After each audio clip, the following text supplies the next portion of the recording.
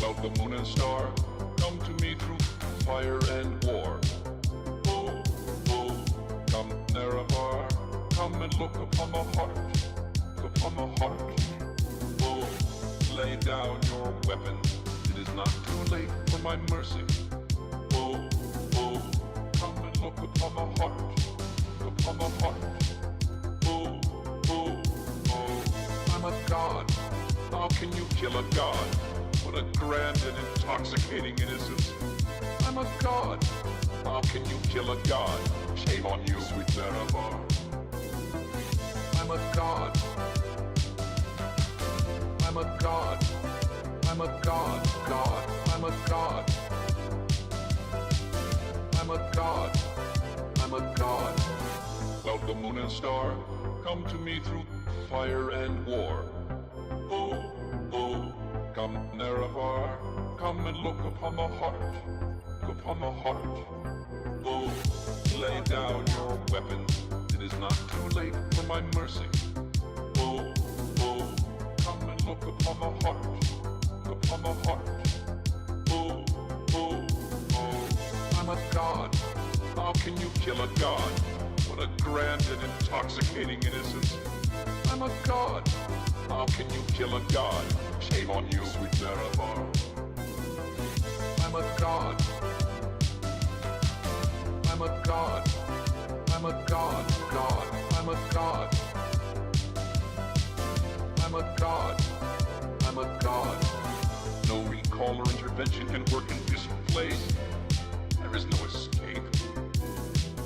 No recall or intervention can work in this place. There is no escape. No recall or intervention can work in this place. There is no escape. No recall or intervention can work in this place. There is no escape. Oh, I'm a god. How can you kill a god? What a grand and intoxicating innocence. I'm a god. How can you kill a god? Shame on you, sweet Nerevar. I'm a god. I'm a god. I'm a god, god. I'm a god. I'm a god. I'm a god.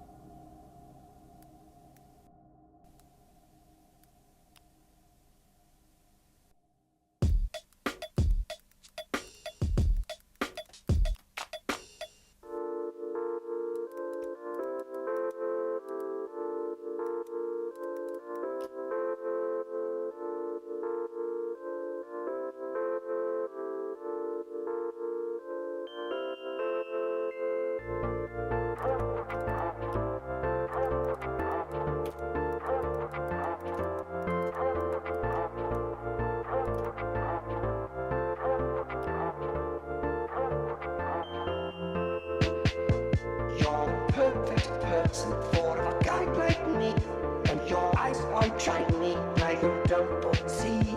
I wish you could be mine for eternity. Could you please be mine? Hey, you trapped my soul, you broke my law. I think you're fake, cause you stole my heart, trapped my soul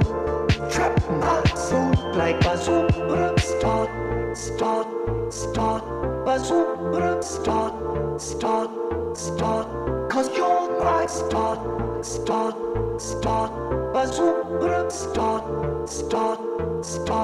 cause you're my start, bazooka, start,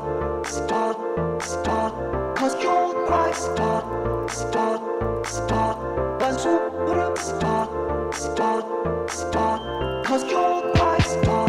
You're the perfect person for a guy like me. And I know for sure that we are meant to be.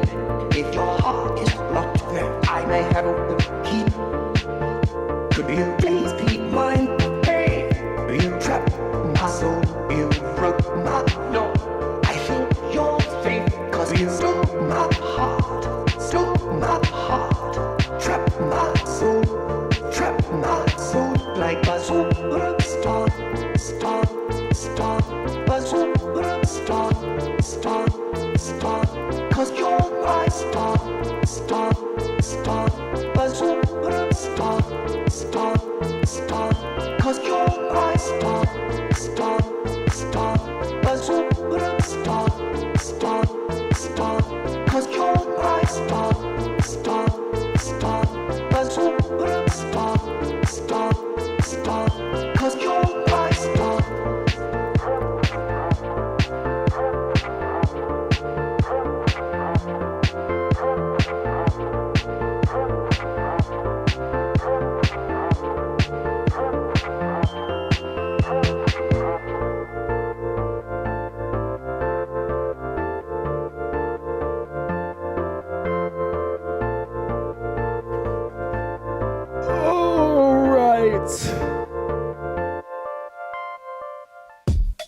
All right.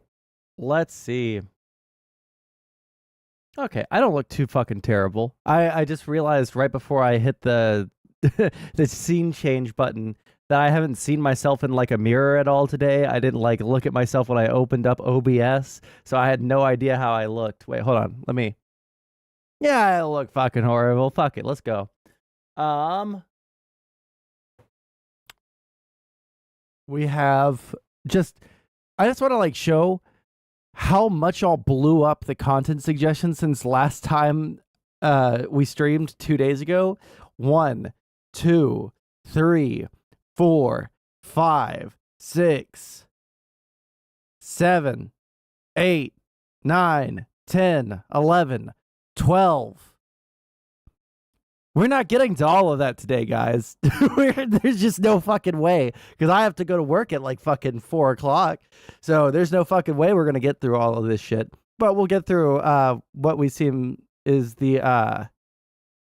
debating Michael Knowles on the whatever podcast yesterday. Oh, well, maybe we'll look at that. Oh, hold on. Let's see. In other news, Russia bans being gay. Probably not, but that's, well, I mean, maybe. Here's the story. Russia outlaws international Russian bans. I love what they choose to make all caps. Russia bans LGBT movement as extreme. Woke activists say there is no movement, but woke cult is real. Which one of us won? Wait, hold on. Am I fucking... Which one of us won?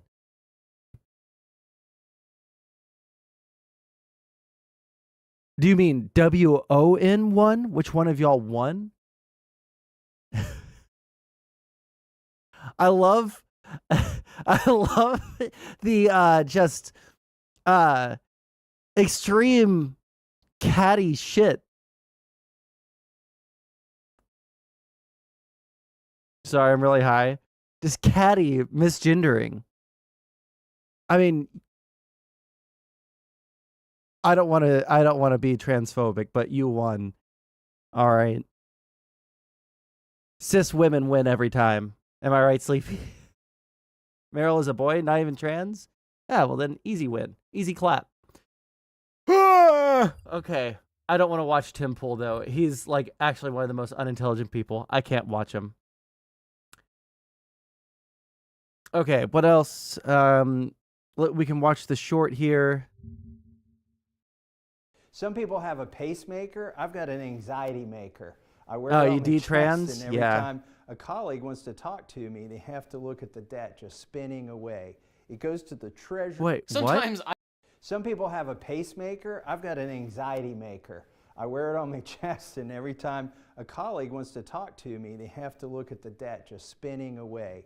It goes to the Treasury's website every day to get the accurate number. So yes, this is the regime debt, probably not the actual debt, but it is Treasury's debt, and it's right in their face. The regime debt? What does that mean? Wait, hold on. Maybe it's just too early in the morning. Maybe I just don't understand. What the fuck is he saying? Have a pacemaker. I've got an anxiety maker. I wear it on my chest, and every time a colleague wants to talk to me, they have to look at the debt just spinning away.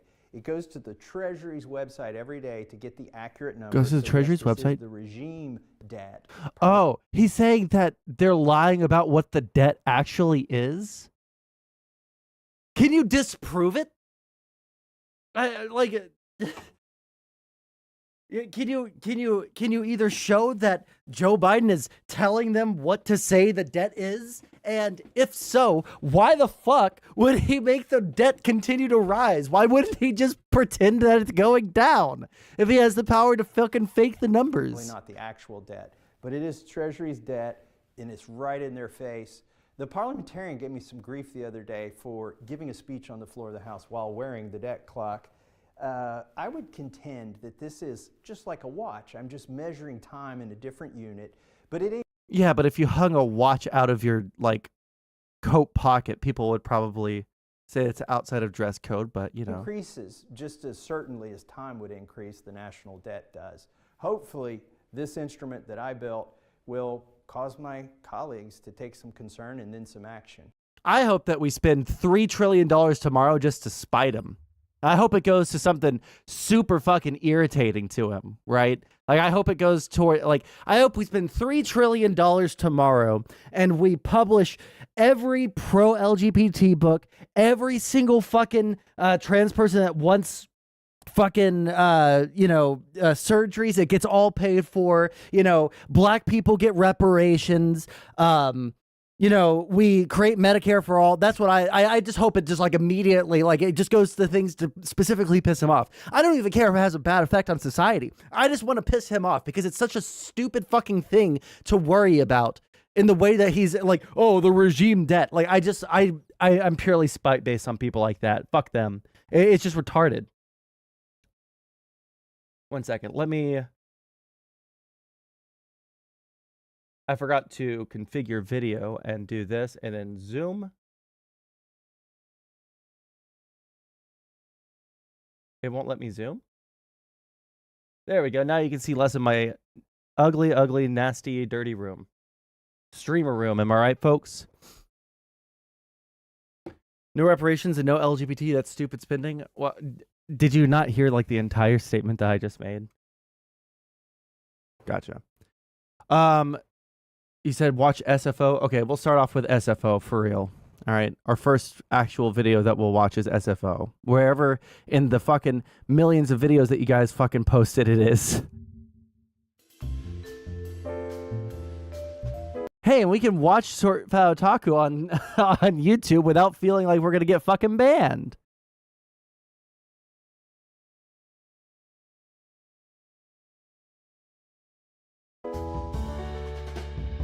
Hey, this will be a less complicated video than usual. I just wanted to put pen to paper, well, keyboard to text file, on some ideas I've been thinking about recently.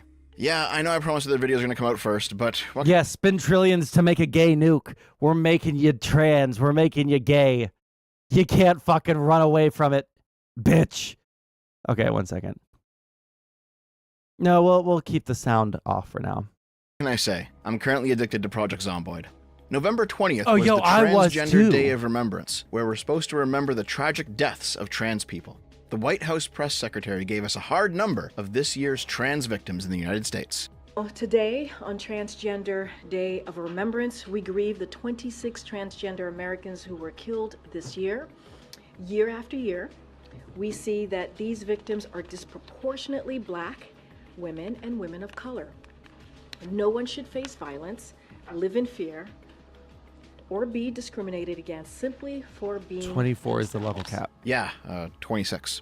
In a nation of 330 million people, where approximately 1% of them are trans, 26 of them were murder victims. That's a murder rate of 0.00007%. Considering that in 2022, there were approximately 21,000 homicide cases in the States, with that 330 million population, the napkin math comes out to the general murder rate of America being, I think, 0.006%? These are both incredibly tiny, so literally who cares, but trans people do seem to have a much smaller chance of being murdered. Rachel Richards, a conservative trans YouTuber, put out a video titled "Who's Killing Black Transgender Women?" In it, she points out that black trans women comprise 66% of the 202 cases of fatal violence against trans people in the United States from 2013 to 2020. The article she quotes ties this surge of black trans victimization. I think that's something that we need to do to talk to people about trans issues, right? Is to not use the, oh, well, like they're going to kill themselves stuff, right? Or there's violence against trans people, right? Because I don't think that's going to convince anyone who's not already convinced, right? Because at this point, if you're not convinced by like, oh, well, kids are going to kill themselves, which I'm not even sure if if that is as accurate as it once was, right?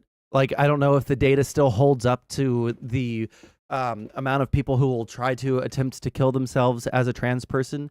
So like that's something to keep in mind. I don't think that's a good argument anymore because it's just like emotional blackmail almost, right? And I don't think it's a good argument.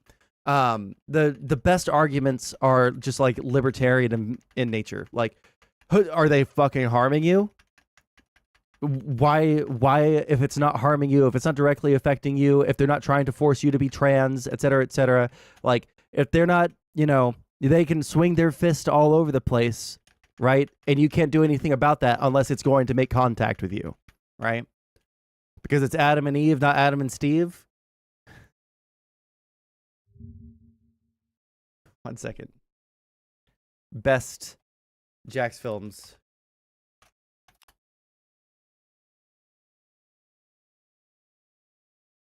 Oh shit, where is it?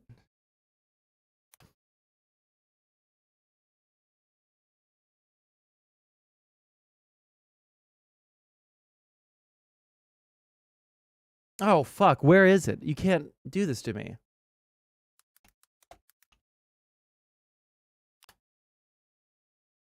Here it is. Boys can't like other boys. That's wrong.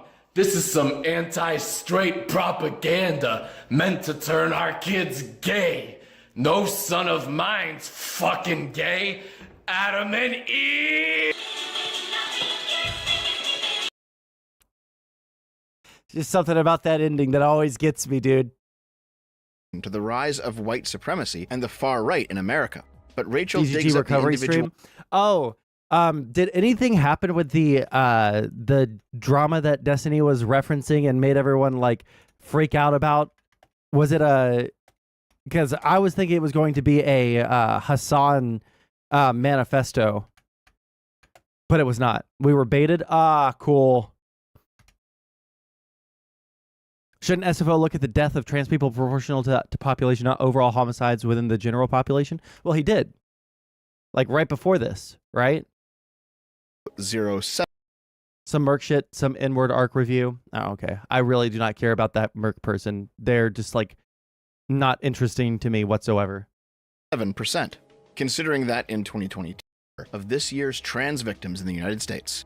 Today, on Transgender Day of Remembrance, we grieve the 26 transgender Americans who were killed this year.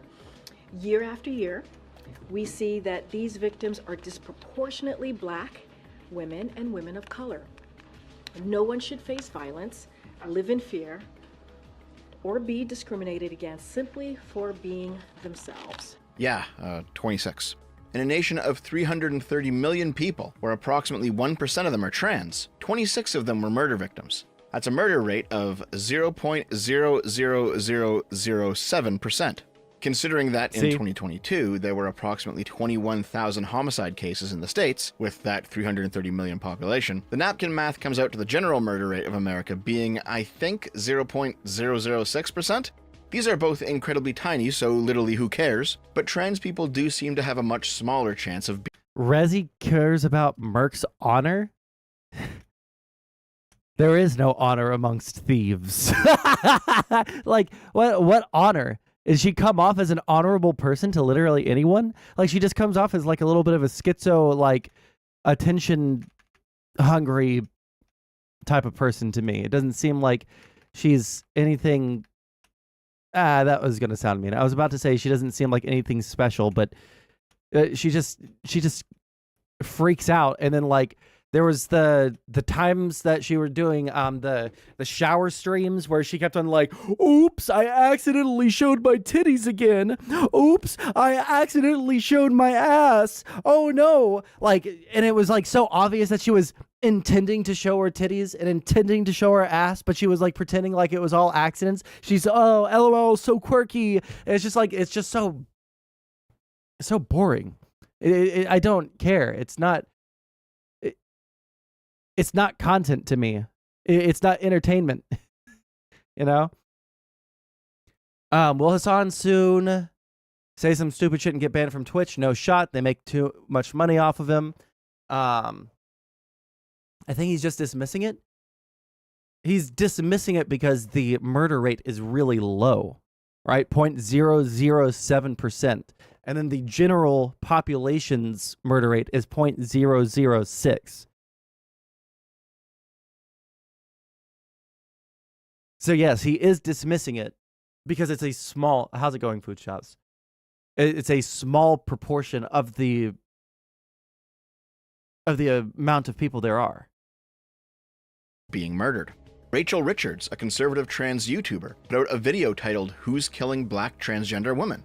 In it, she points out that black trans women comprise 66% of the 202 cases of fatal violence against trans people in the United States from 2013 to 2020. The article she quotes ties this surge of black trans victimization to the rise of white supremacy and the far right in America. But Rachel digs up the individual cases and discovers the vast majority of the murderers of these black trans women are actually black men. All that being said, the Williams Institute did state that trans people are 4 times more likely than cis people to experience violent victimization, not including murder, like rape, sexual assault, or aggravated assault. The numbers are 86.2 trans victimizations per 1,000 people versus 21.7 cis victimizations. So, is there an epidemic of trans murders in the States? No. But you can certainly make the claim that trans people are more likely to be the victims of other types of crime, especially sexual crime. The statistics for why this is the case aren't exactly clear. If I personally had to guess, it would likely be a combination of multiple factors. 1. Sexual assault and power. Oftentimes, sexual assaulters use positions of power to prey on their victims, whether that be teacher over student, boss over employee, police officer over criminal, or medical professional over patient. Trans Sorry, people may Wally. simply be seen as easy targets due to their marginalization, or they may be fetishized as targets due to their unique. Jesus. Wait, what just happened? Did I just, like, go to the... Fuck me.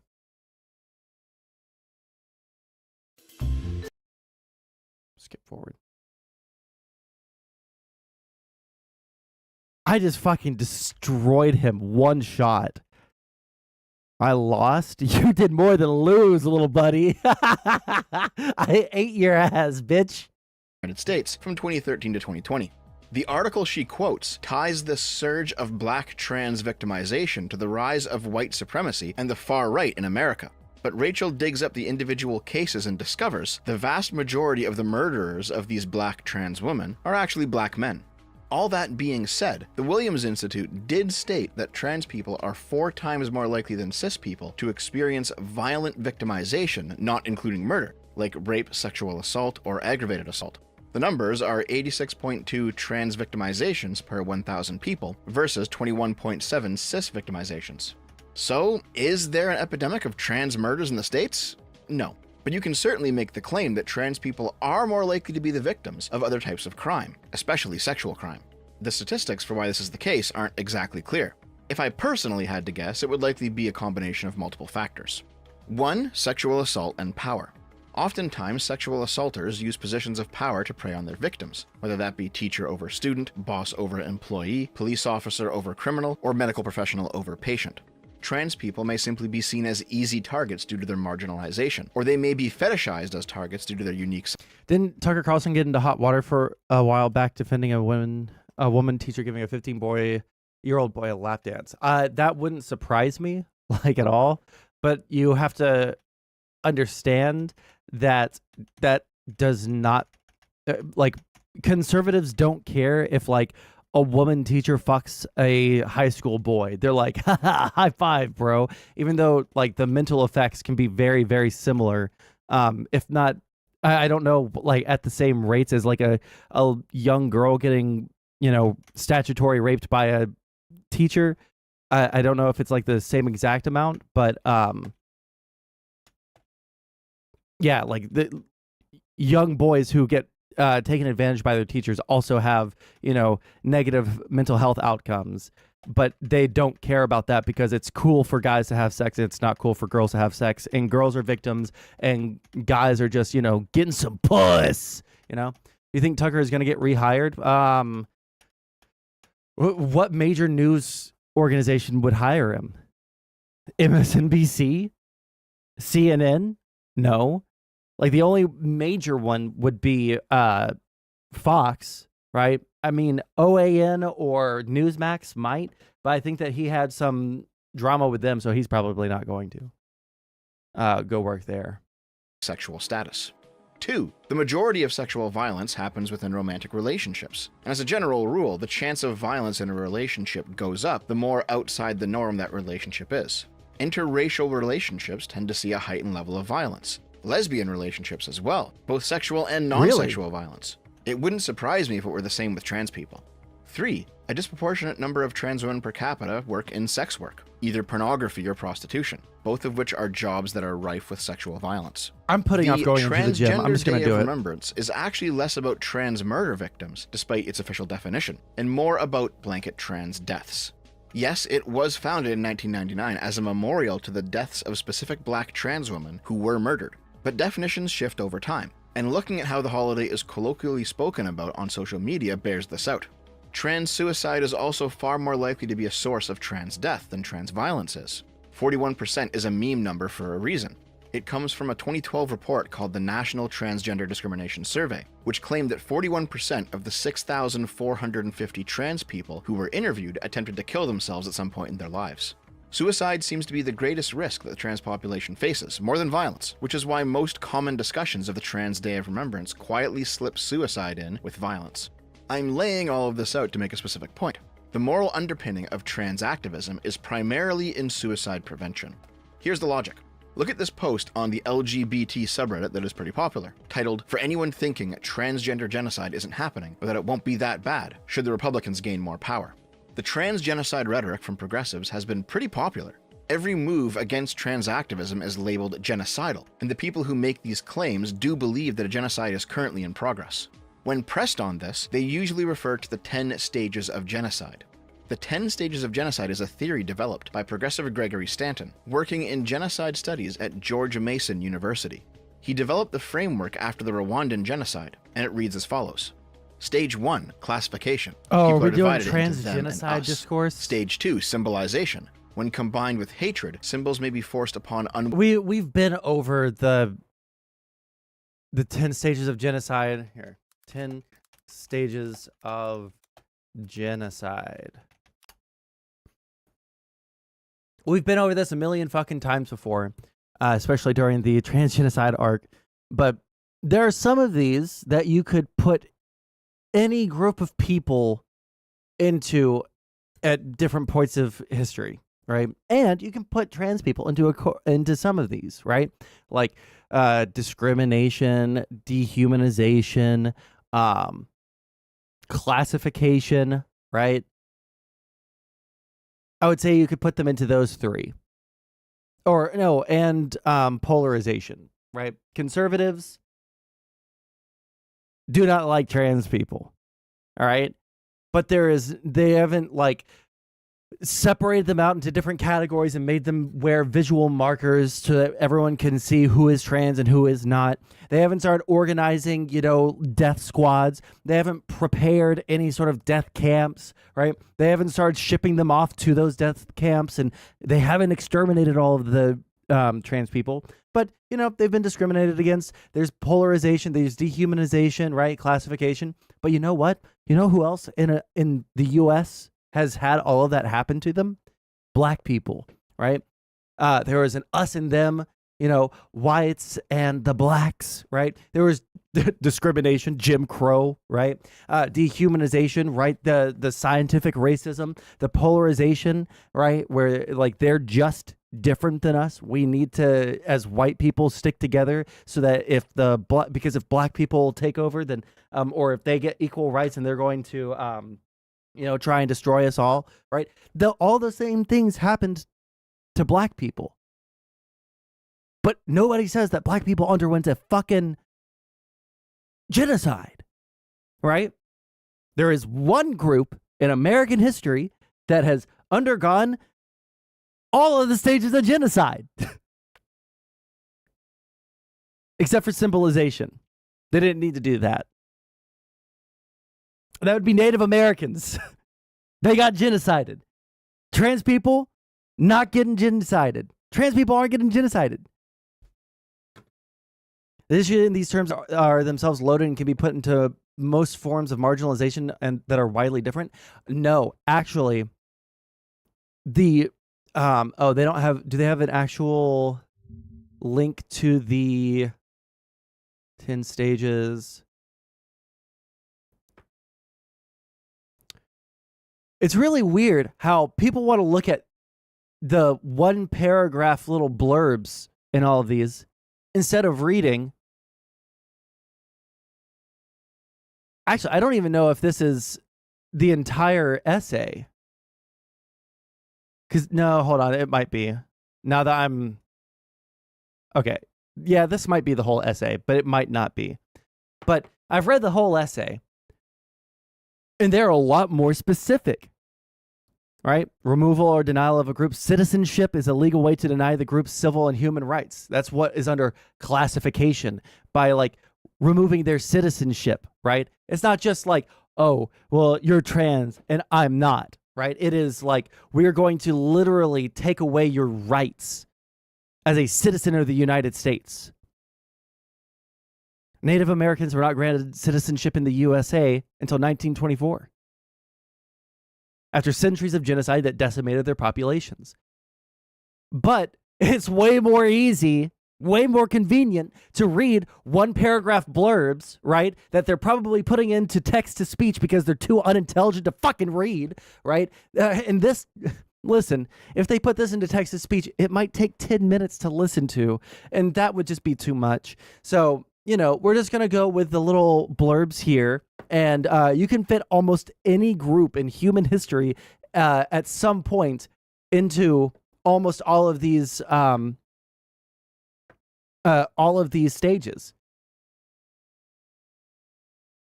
I think it would be interesting to see people pushing both the trans and Palestinian genocide in the same stream. Damn, I wish Antenna Cactus was here, because it would be really it would be really great to see that. Do y'all remember the Twitter post? It was a picture outside of, I think, Toronto's like college or something, and it was a banner that said trans liberation cannot be achieved until Palestinian liberation is achieved, right? Like, they're tying trans stuff to Palestinian stuff. So people do push both the trans and Palestinian genocide at the exact same time, right? Even though they are completely, I cannot think of a way to link those things in my mind. No amount of mental gymnastics can link these two things into the same chain. It's just insane. But okay, let's continue. Sorry, this is a triggering topic for me, because people are just aren't Palestinians anti-LGBT? Yeah, by and large. I don't think that these people would want to live in Gaza, but anyways. All right, let's listen to him. Willing members of pariah groups.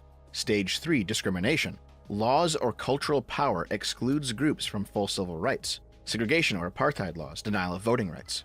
Stage 4, dehumanization. One group denies the humanity of the other group. Members of it are equated with animals, vermin, insects, or diseases. Stage 5, organization.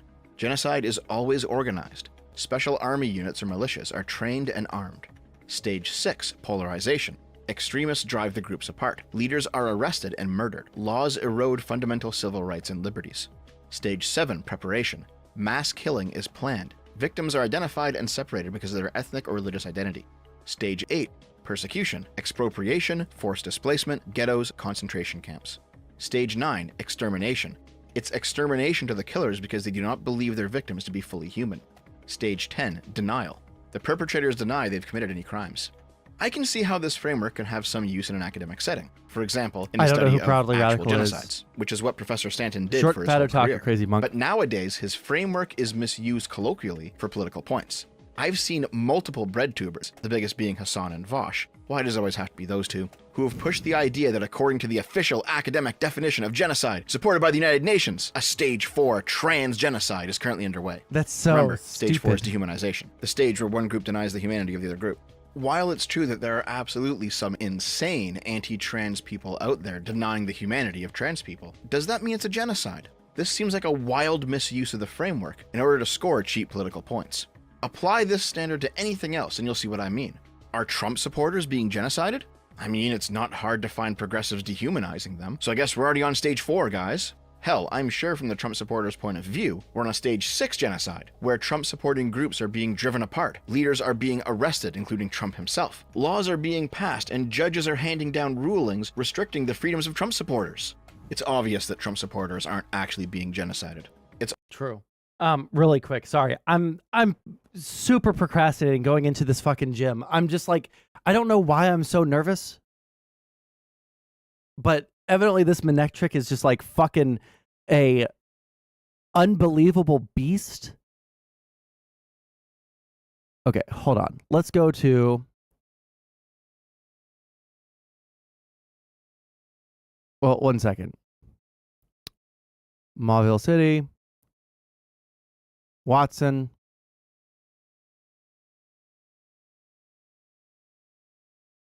Pokemon Emerald.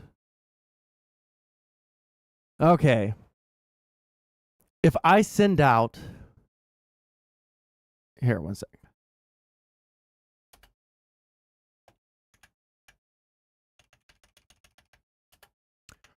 Who do I have? Easy. Do you know... It's my first Nuzlocke, and everyone hypes up some of these fights. And if my Pokemon faints, it dies. So I don't get it back. I can't heal it during battle.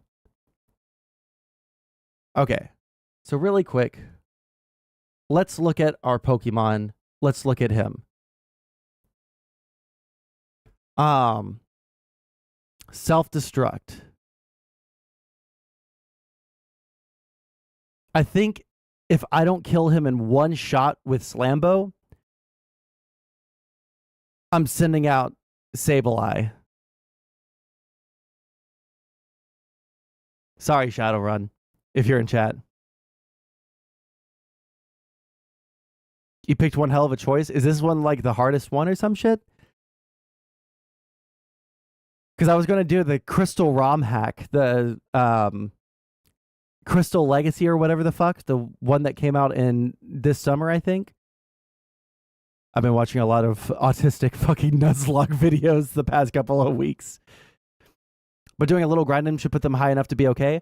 But you also can't level past the next gym leader's highest leveled Pokemon. So I have 2 level 23s and 2 level 21s, and then I have 2 sacrificial lambs in Vegeta and Genocide Joe right there, the Whismer. So I'm willing to sacrifice either Vegeta, Genocide Joe, or Shadowrun, but I think Shadowrun isn't affected by self-destruct. Electrike Slambo will take him out in a second. I don't think that he will avoid a mudshot either.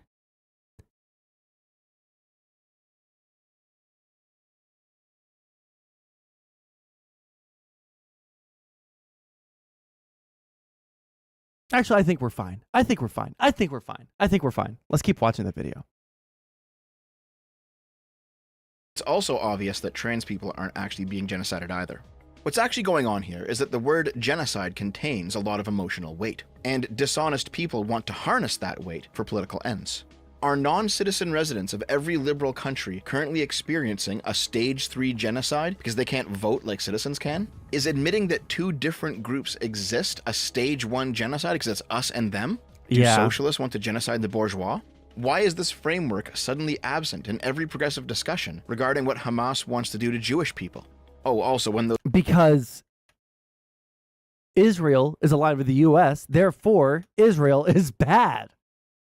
And that means that Hamas, if they attack Israel, they're in a way, you know, by proxy, attacking the US, which would be based.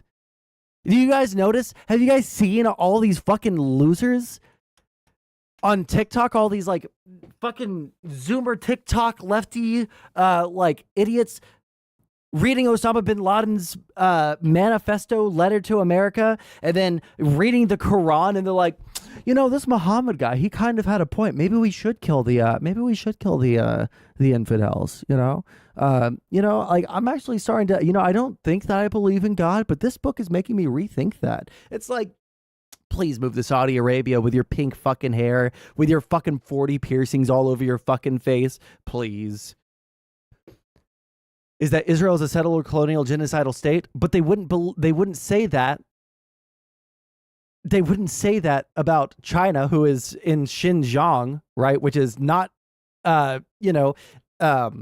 ethnically Han Chinese, right? They wouldn't say that about China. It literally comes down to, are you in opposition to the US? If so, then all of your actions are justified always. Those bread tubers before claimed that the 10 stages were from the UN. That's actually false. The True. UN Genocide Convention only covers the destruction of a national, ethnic, racial, or religious group. It doesn't cover political groups or what is colloquially known as cultural genocide.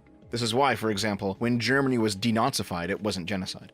By the way, I'm not saying I agree with the anti-trans laws coming into effect in the United States. A lot of them I don't actually agree with at all. But I'm pointing out something specific here. Let's return to that Reddit post. Genocide doesn't just happen through direct killing. This will cause deaths, and many of them. Just because they aren't lining people up in front of firing squads or gassing groups of people to death doesn't mean they would not be 100% responsible for lives lost.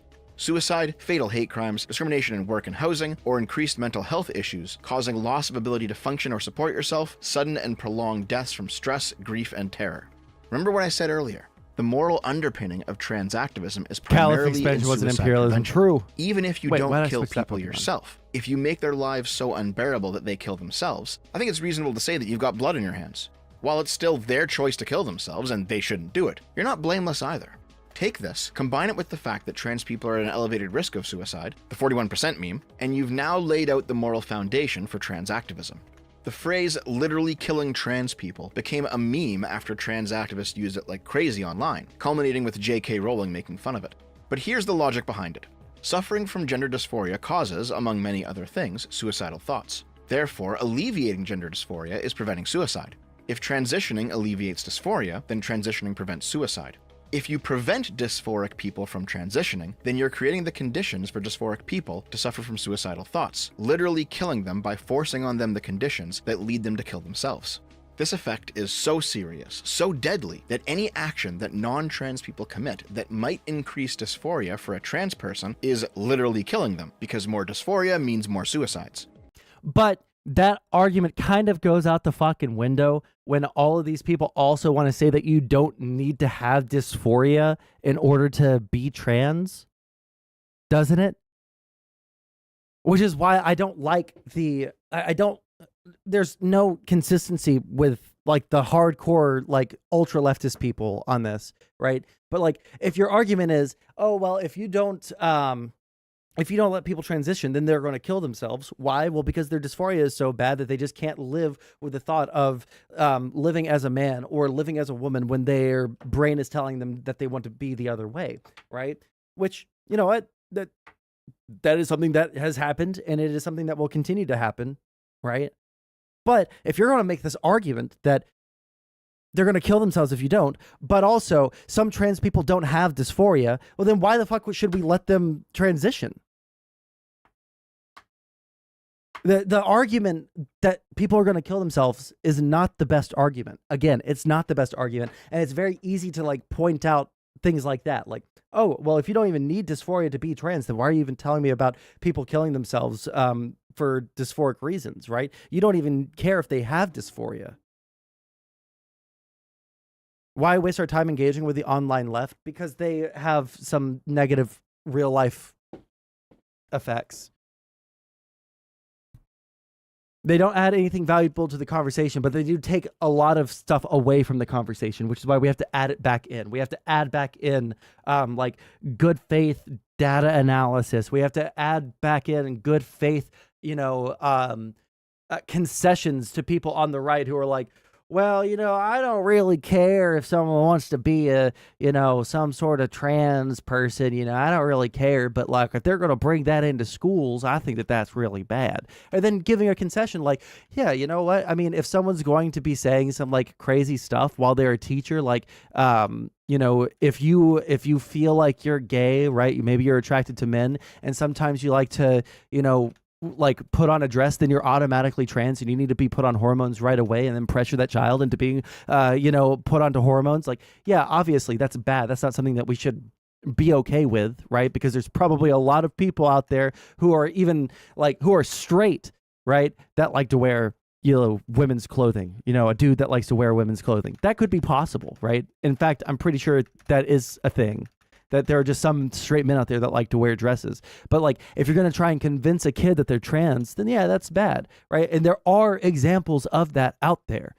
Does that mean that there are a lot of examples out there that are like that? Or that this is a major societal ill? No, but that's the conversation to have, right? I don't think that this is a major societal ill. I don't think that there are teachers out there that are trying to forcibly trans children, who are trying to convince children that they are like trans when they're not, right? Like if there is a teacher that's out there doing that, yeah, they should be fired. They should be like, depending on like what extent they go to, maybe they should be put in jail, right? That's a conversation to have, but the conversation shouldn't be, oh, they're trying to force our kids to be trans, or if you don't allow all trans people to transition immediately, then they're all going to kill themselves and it would be on your hands. That's what the point of engaging with the like extreme left is to like add the context in there and add the concessions in there that are necessary for there to be an actual conversation around these things so things can actually get better. That's why we've seen such a huge push towards, for example, okay, we're the gonna go abolition for it. of sex-segregated spaces. Because a trans person who is refused into the sex-segregated space of their choice might have their dysphoria increased due to the exclusion. It's why we've seen a massive push for the adoption of progressive morality surrounding pronoun use. Declaring your pronouns ahead of time, using specific types of pronouns, punishing those people who don't comply, in order to reduce dysphoria and therefore reduce suicide. You even see extremely weird niche shit, like people removing mirrors from public spaces in order to reduce dysphoria, because trans people might see themselves at a bad angle and notice they don't pass or something. Or the removal of all gendered language, leading to things like people with uteruses, or birthing people, or bonus hole havers, or all that other nonsense. Or demanding that misgendering or dead naming be the equivalent of hurling. Who has been punished for using the wrong pronouns in real life? Wait, hold on, is that what he said? Sorry, I'm still like, I'm putting off talking to Watson because I'm too scared to lose my team. I'm getting too attached to my Pokemon. What did he say? And therefore reduce suicide surrounding segregated spaces. People commit that might increase dysphoria for a trans person is literally killing them, because more dysphoria means more suicides. That's why we've seen such a huge push towards, for example, the abolition of sex-segregated spaces. Because a trans person who is refused into the sex-segregated space of their choice might have their dysphoria increased due to the exclusion. It's why we've seen a massive push for the adoption of progressive morality surrounding pronoun use. Declaring your pronouns ahead of time, using specific types of pronouns, punishing those people who don't comply, in order to reduce dysphoria and therefore I think that the punishment, I don't think he's talking, well, he might be talking legal punishment. I can't speak for SFO. But like, think about like the it's, all right? Wait, did you really see the term bonus hole at the place where you got Soyadle? Oh, you should have taken a picture of it. It then blew up fucking Left's Twitter with that, dude. You would have gotten so much subscriber off of that. No, I think that the social punishment is what he's referencing, or that's what I would be referencing if I was talking about this. Like, there is social repercussions if you don't immediately cave to like its pronouns, right? Like, what is that? Recently, there was that tweet from that trans girl about the murder of Brianna Gay or Gee or whatever the fuck her name is in England, where she got stabbed brutally like fucking 40 times by two teenagers who just wanted to murder her for some reason. And more information came out about that, right? Where they were calling her it, right? And this trans person tweets out like, this is why I hate it when people try to use its pronouns or something along those lines. It wasn't really that bad of a tweet, but it was really, really, I don't think he's referring to neopronouns. Yes, he's referring to pronouns. They don't distinguish this anymore. Right? She got a lot of shit for that one. Yeah. Hey, my ass, can you link that tweet to me? Because I don't know who that is. I think I've interacted with them in a group chat before or something. I might have, because they seem to be friends with a lot of the people I'm friends with. It was bad timing though. IMO. Whether or not it's bad timing, that wasn't the pushback she got. The pushback she got was not respecting its pronouns. That's not what you don't that's what you don't understand. Do you understand what I'm getting at? No. Whatever you typed in. Oh, hold on. No, sorry. The pop-out player is blocking your comment. Sorry. But the online left doesn't care about facts. That's true. They care about a narrative. That's true. The narrative of Marxist utopia being held down by those evil liberals and conservatives is an empirical view to argue against. Not all arguments are going to be empirical. And you can use empirical evidence to say, no, look, even under liberal, capitalism, liberalized, globalized capitalism, people's quality of life has increased substantially, even compared to those places that were socialist. Yeah, so this is the trans girl that got murdered very brutally, very unbelievably brutally, right? In their exchanges, which were read to the jury, Y sometimes referred to Brianna as it, asking the girl, is it a femboy or a, well, say that word or I'll get crucified.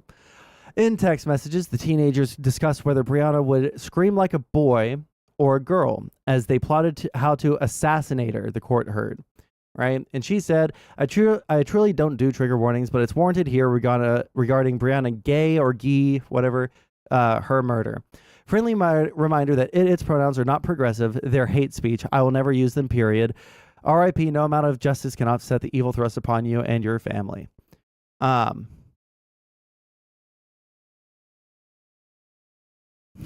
just want to point out 494, a lot of these were quote tweets. There were some likes. There were a lot of really negative quote tweets on this. And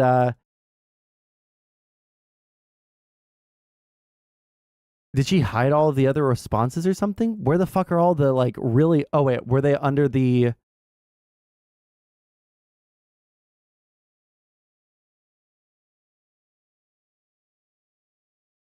Dehumanizing transsexuals by using it pronouns does not equal preferring to refer... How easy that was. Neopronouns using non-binary people... Neopronoun using non-binary people aren't responsible for creating the culture that led to this murder. That's a disgusting thing to say. Your energy is better spent criticizing those who use it's to dehumanize trans people over those who are trans that use it. They hurt no one, unlike the cis majority. And it there were some where, fuck, I wish I still had this Twitter account so that I could look at the quote tweets and find the dumb bitch. Wait, no, hold on. My friend's Twitter account. Let me see. Easy Gamer GG. If you guys want to follow a Twitter account, he's my friend. He has all the same opinions as me.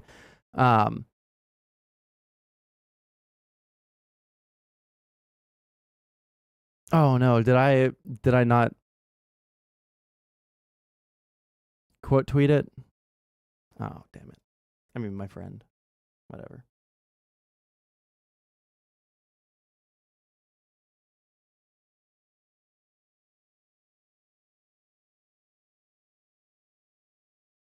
Damn, there was this one person who was fucking insane.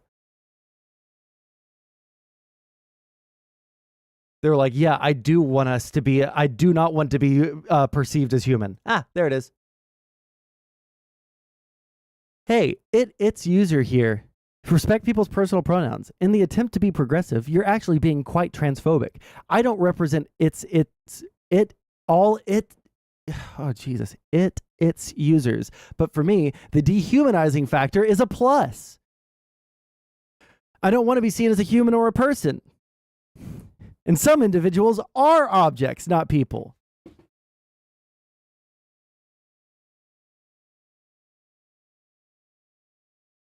I'm sorry,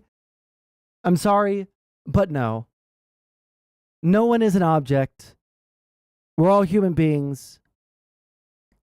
If you want to dehumanize yourself, fine. I won't participate in it. I like my real take is that I actually don't really care that much about neopronouns. All right? What I care about is the effects that neopronoun usage has on, actual trans people who are actually suffering from dysphoria, people who are, transitioning and are getting, really negative blowback for that. That's why I care about the neopronoun usage and the like hardcore lefty line, because there has been, since I've been invested in politics, right? There's always been this way of talking about gay people, talking about trans people, talking about, non-binary people that was like really fucked up, right? The attack helicopter memes, oh, well, why don't I just identify as a moose? Because I'm not a moose, I'm a human being. And everybody rightfully shit on those opinions because they're fucking stupid. Yeah, obviously you're not a moose, but nobody's unironically identifying as a moose. Then around like 2019, 2020, this shit started picking up. And then you have people like Demon Mama, unironically, making the argument on stream, on video, recorded for everyone to see into perpetuity, defending the idea of helicopter gender, attack helicopter gender, saying that, yes, it is as valid as man or woman. And if someone wants to identify as attack helicopter, then they surely can. Even going so far as to defend the concept of Nazi gender, saying that I would genuinely question your motives for identifying as Nazi gender, but in order for her to stay logically consistent, she bit the bullet on motherfucking Nazi gender on one of her streams. It's just insane. No one is an object except hot women. Am I right? Up top, brother. Let's go. Okay, I'm actually going to do this boss battle now. I'm just, it's been overhyped and I'm overhyping it in my mind. I think that I can sweep with Slambo. Watching Not So Erudite struggle and fail to explain the performative theory of gender is physically painful. No, you aren't a woman if you perform the role of a woman. Woman literally means the performance on this view.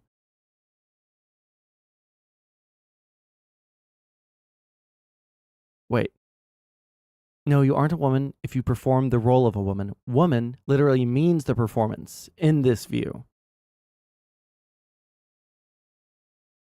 That's how people can be trans before transitioning. I'm sorry, but Sunday's actually literally right here. I agree with this. The person who performs, or wait, woman is a performance. So the theory, this is my understanding of the theory, the performative theory of gender, right? It essentially is like, what we see as gender is a set of roles and performances that we put on for other people so that we are treated in a certain way, so that we are, treated in a way that we expect. Other people know how we expect to be treated, et cetera, right? By intentionally talking in the way that I do, right? Sometimes more aggressively. I have a deeper voice than most cis women. I don't try to intentionally heighten my voice so that people think that, my voice is a little higher, right? I just talk with my normal speaking voice. It's a little bit lower. There's a lot of things that I do that perform masculinity. Therefore, I am performing the role of a man, right? Or I am doing the performance of manhood, right? So if I were to transition, right, the performativity that I would be doing, I would be performing womanhood, right? I would be talking with my voice a little bit higher. I might be dressing a little bit different as if it's a costume, right? I might grow my hair. Well, I was about to say grow my hair out, but obviously I got a lot of that. I might start wearing makeup. I might I used to paint my nails too. Not all of these things are going to be like necessary, but they're all sufficient. No, none of these things are independently sufficient, but all of them in like coordination are sufficient to be performing womanhood. I'm not going to be able to I've never read a book on performativity theory or performance theory, whatever it's called. But I've heard it spoken about enough by philosophers that I've listened to lectures by. I've listened to enough, video essays where people are arguing back and forth about it. So I know the general theory of it. I wish that my mods weren't so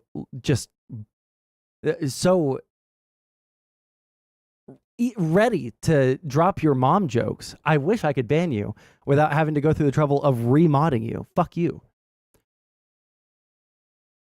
Fuck, I really want to do this fucking boss battle, but this is I've done this before on stream.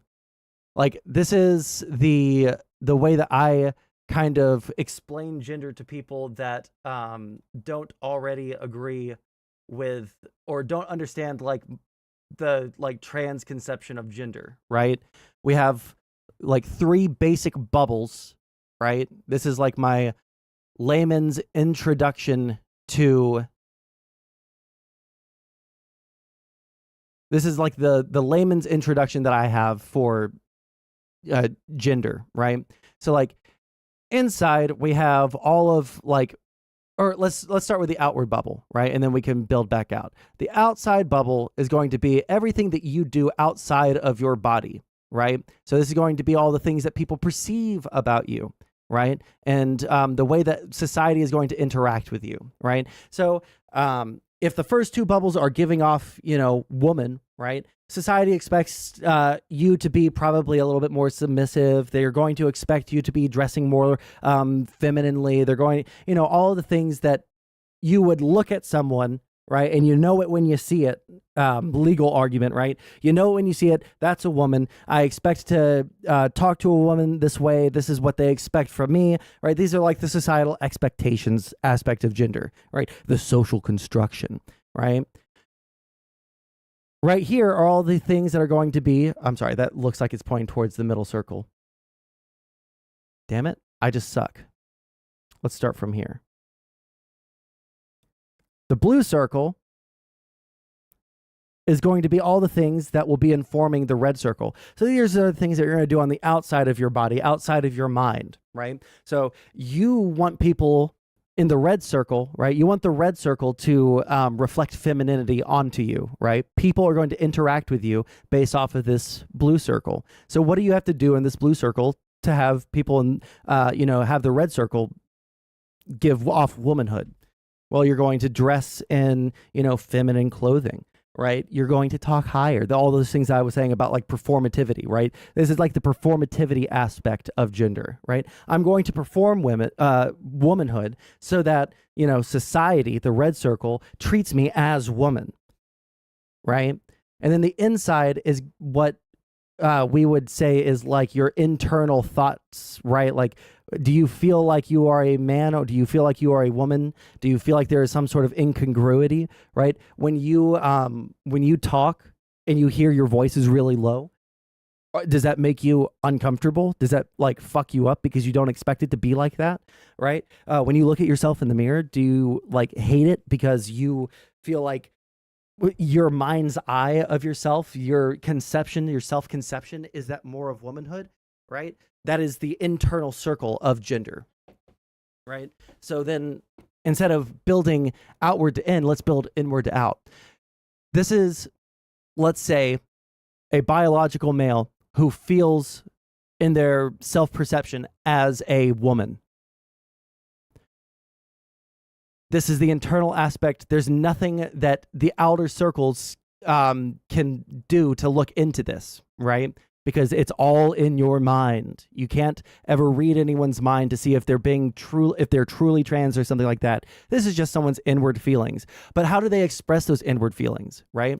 A biological man that feels like a man probably wears a lot of jeans and t-shirts, probably, some cargo shorts or some shit, have deeper voices, has a beard, they want people to see themselves as a man because on the inside, they have a self-conception of themselves as a man. So what do they do for the blue circle? A biological man that feels like a man would grow a beard, maybe, maybe they don't try to heighten their voice. They just talk with their normal lower voice. They give off masculinity, right? A biological man that feels like a woman on the internal conception right here is going to want to express that inner feminine feeling. Wait, I can erase like that? Oh, cool. Didn't know that. They're going to, into the blue circle, yeah, they might naturally grow facial hair, right? They might naturally have a lower voice, but they want to express their inner feelings on the outside. So they might heighten their voice a little bit so that their voice is a little bit higher. They might grow their hair out a little bit so that, people associate longer hair with femininity, so they grow out their hair. Maybe they make sure that their beard doesn't grow in. Maybe they get like electrolysis or whatever the fuck you say that, or they shave it very closely every single day. Maybe they, do like some pretty extreme body modifications, whether it's surgery or through working out, and the way that they dress. They are trying to perform the role of woman. And because they are performing the role of woman, they want the red circle, which is society, to interact with them in the way that they are putting out into society, When can I be unbanned on Kick? Bye. You can come back tomorrow so that I can time you out again because it's fun. Bye, Panda. So that's like the baby's first, that is baby's first explanation of the complex theory of gender, where you're not satisfied with just treating people as a human being in the way that they want to be treated. If that isn't enough for you just to like be chill with other human beings around you, then here's a more in-depth explanation. But really, you don't need all of this to convince people that, you should treat trans people as human fucking beings. You should just be like, chill. Just like chill the fuck out. They're not doing anything to you. If they're doing something to you, you can be mad. But until they're like actually directly affecting you, I think that it's really fucking stupid for you to be upset about trans people in general.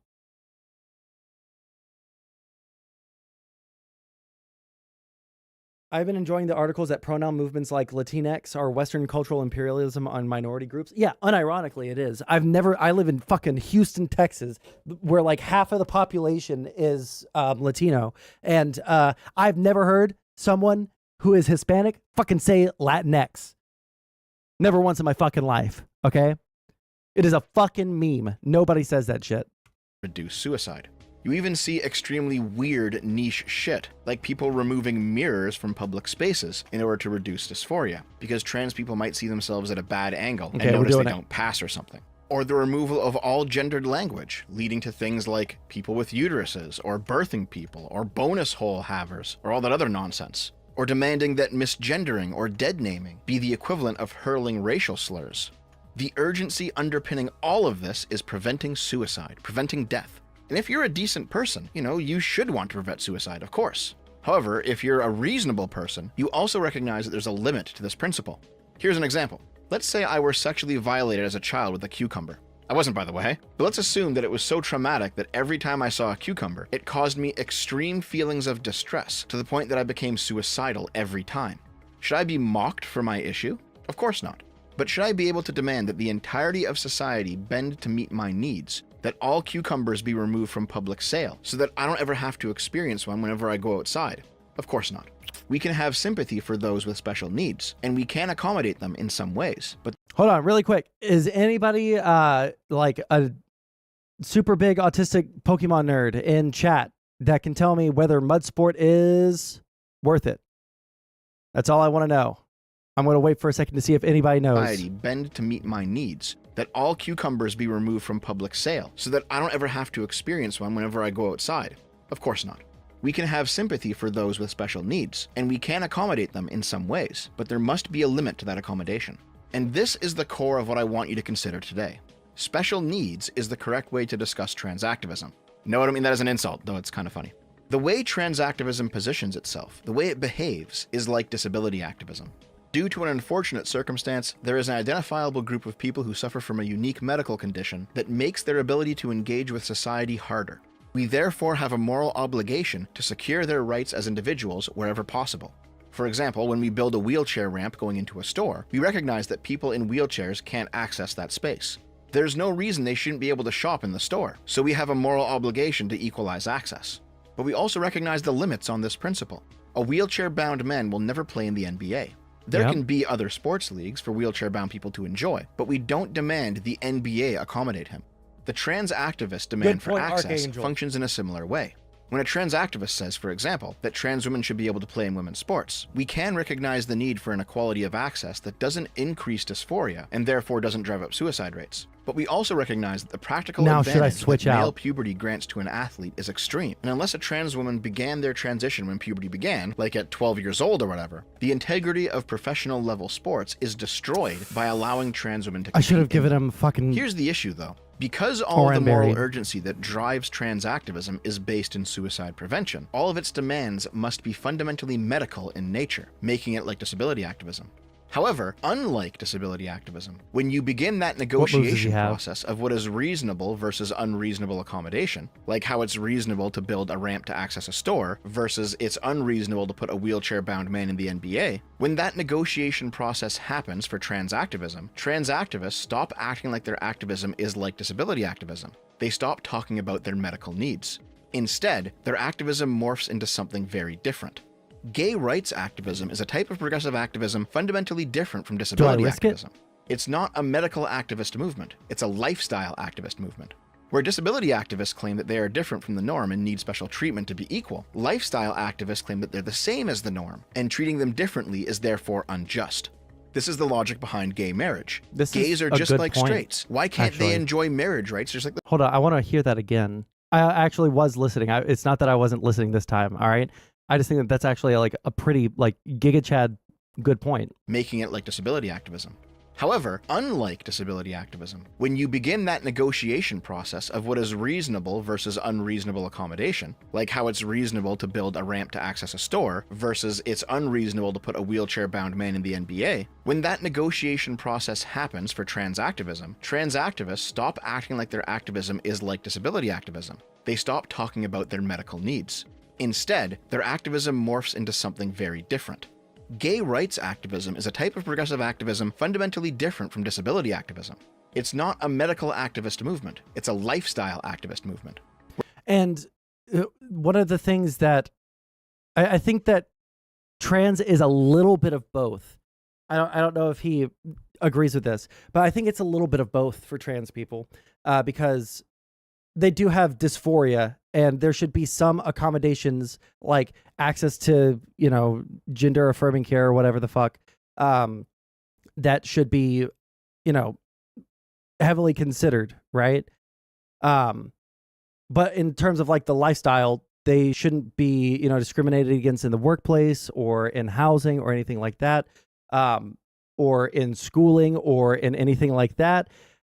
where it seems like there are a lot of people who are pushing for that sort of thing. Like there are some people who are trying to make the case that no trans person should ever be a teacher at a public school, right?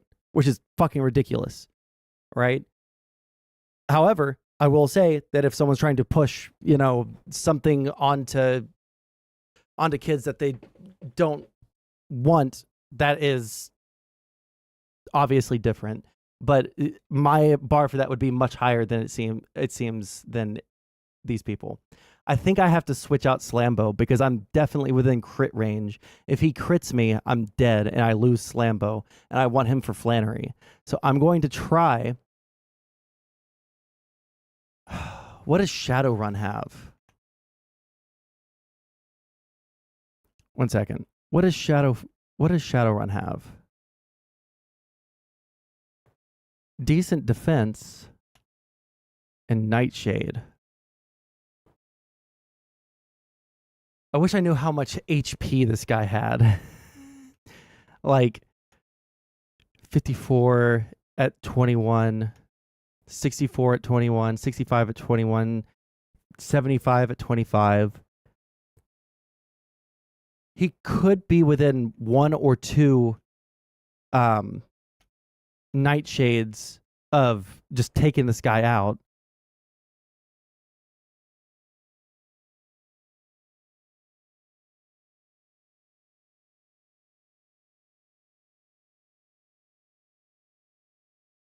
But his speed is going to be so much faster than mine that it might not even be worth it. He might just like Giga Chad me, even if I fake out.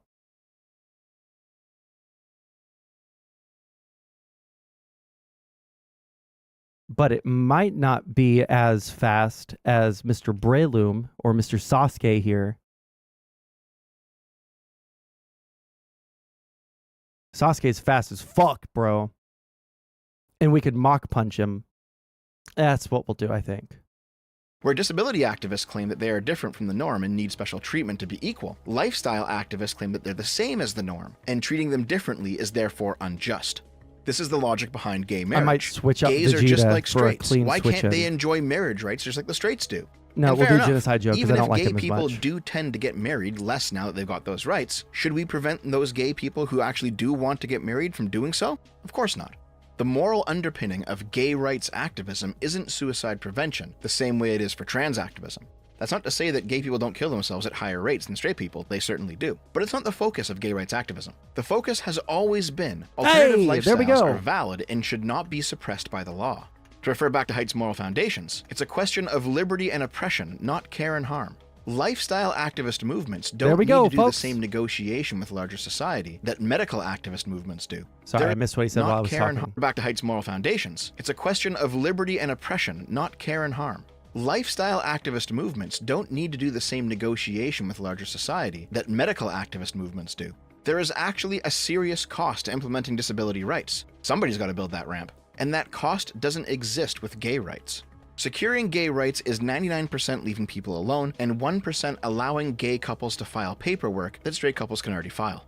When trans activists talk about how serious their work is, when they talk about suffering from dysphoria and the suicide rates, they're making a medical claim. Their activism is... All right, folks.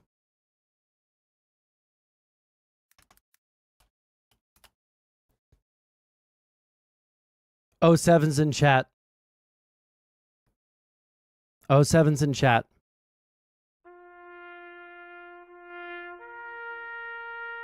For Genocide Joe.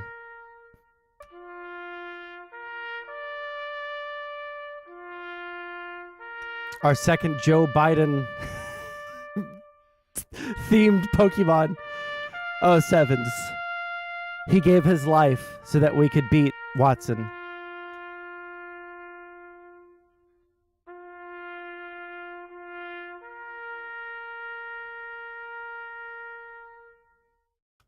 All right, let's finish the video. like disability activism, where we have a moral obligation to change things to prevent their suffering. But when it comes time to negotiate those changes, understanding that there are other non-trans people whose points of view also need to be considered, the language of the trans activist suddenly shifts. Now it's not about dysphoria and suicides anymore. Now it's like gay activism. Now it's a lifestyle. Who are you to decide what trans people can and can't do? Who are you to judge my life? Who are you to say who is and isn't trans? Anyone can be trans. You don't need dysphoria to be trans. It's all just self-ID. You just are trans like gay people are just gay. You're oppressing us by questioning us. This is the Mott and Bailey of trans activism. Trans activists bring in all of the moral weight of the plight of trans people, the suffering, the suicides, and demand large accommodations equivalent to that plight. But when the costs of that accommodation need to be discussed, they switch track to the language of gay activism, which has a much smaller associated cost. Here's two very clear examples of what I mean. When you talk about banning trans women from women's sports, or from women's bathrooms or locker rooms, trans activism is framed as if it is medical. It's like disability activism. Should I Being level trans up is an Vegeta, unfortunate, or should I incurable keep medical him as a condition that needs to be sacrificial lamb? accommodated in order to prevent their suicide. But when you talk about, I don't know, a hypothetical medical procedure that cures gender dysphoria without transitioning, trans activism is suddenly like gay activism. It's a lifestyle, you bigot. You're trying to cure something that isn't medical at all, but is just an alternative way of living that causes nobody any harm. Trans activists switch between these two positions depending on which interpretation serves them in the moment, but they are mutually exclusive. Either being trans is an alternative way of living that causes no harm and people should be left alone to do it, or it's so incredibly serious that the entirety of society must be changed to accommodate them to prevent further harm. But it can't be both of these things. This is partially why I think the LGB splitting from the T thing is slowly gaining ground. People are recognizing that what is necessary to include people with alternative sexual interests is very different than what is necessary to include people with gender dysphoria, as well as people who don't have dysphoria at all, but claim to be trans anyway. As more and more people have slowly All right, and this is probably going to be one of my hottest takes when it comes to trans issues. I'm probably a little bit of...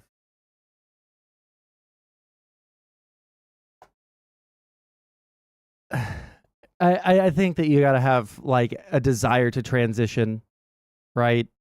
There has to be like an actual underlying, like psychological thing. I'm a little bit transmedicalist, all right? Maybe not a little bit by whatever people's definition is nowadays. Maybe I'm very transmedicalist, but like if you don't have like dysphoria, I'm not sure like why we should consider you trans and not something like completely different, all right? I think they even like non-binary people. If you don't have like, I feel like non-binary people are, have like a very low grade gender dysphoria where they don't need to like do like a full on transition, but they're like fine with being in like the, not ambiguous. What is it? Where you're, oh shit. What is it when you're like, look both like a man and a woman? Not ambidextrous. Fuck. Does anybody know the word I'm looking for? Fuck, I can't think of the word. But you guys know what I mean. Androgynous. Thank you. Holy shit. Yeah, the things that Gas is into. Yeah, like they're fine with being androgynous. I feel like that's probably alleviating what little gender dysphoria they have. Which is why I don't like immediately out of hand just say that people who are non-binary are not valid or whatever the fuck. But yeah, I think that you have to have some sort of underlying, gender dysphoria type feeling. Whether we decide to like give different types of these feelings different names, that's up for, scientists, and I'll go where that, I'll go where that goes, but recognize this Mott and Bailey. LGBT acceptance has trended downward for the first time in a long time, mainly due to the T acting as a boat anchor for the rest of it.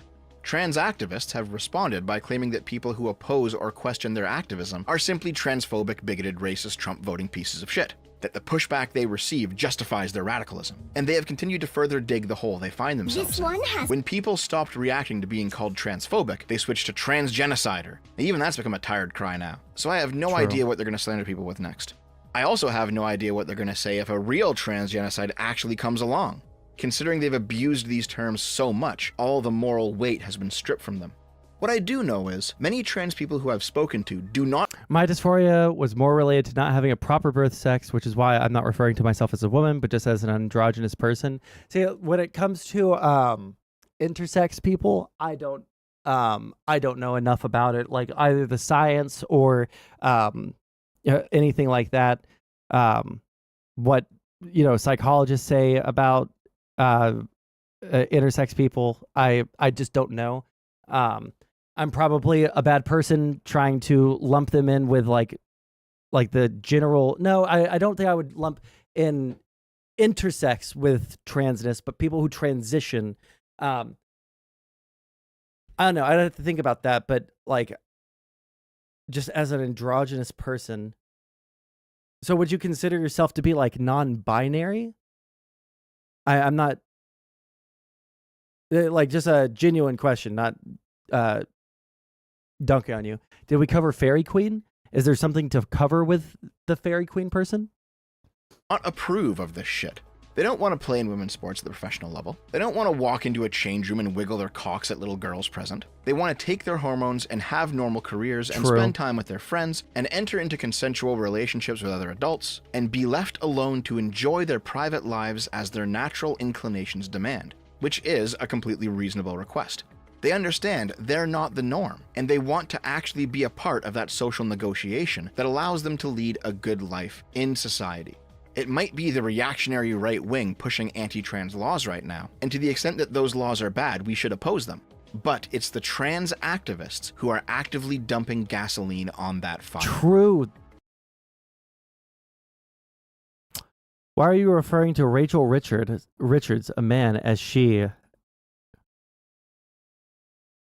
Because she is a she to me. I love SFO. I love him. I think he's a good dude. I think he's like I think that SFO is probably one of the people that, like, I probably have a ton of fucking disagreements with. But also, I do think that he's like an actually good, genuine person in the space.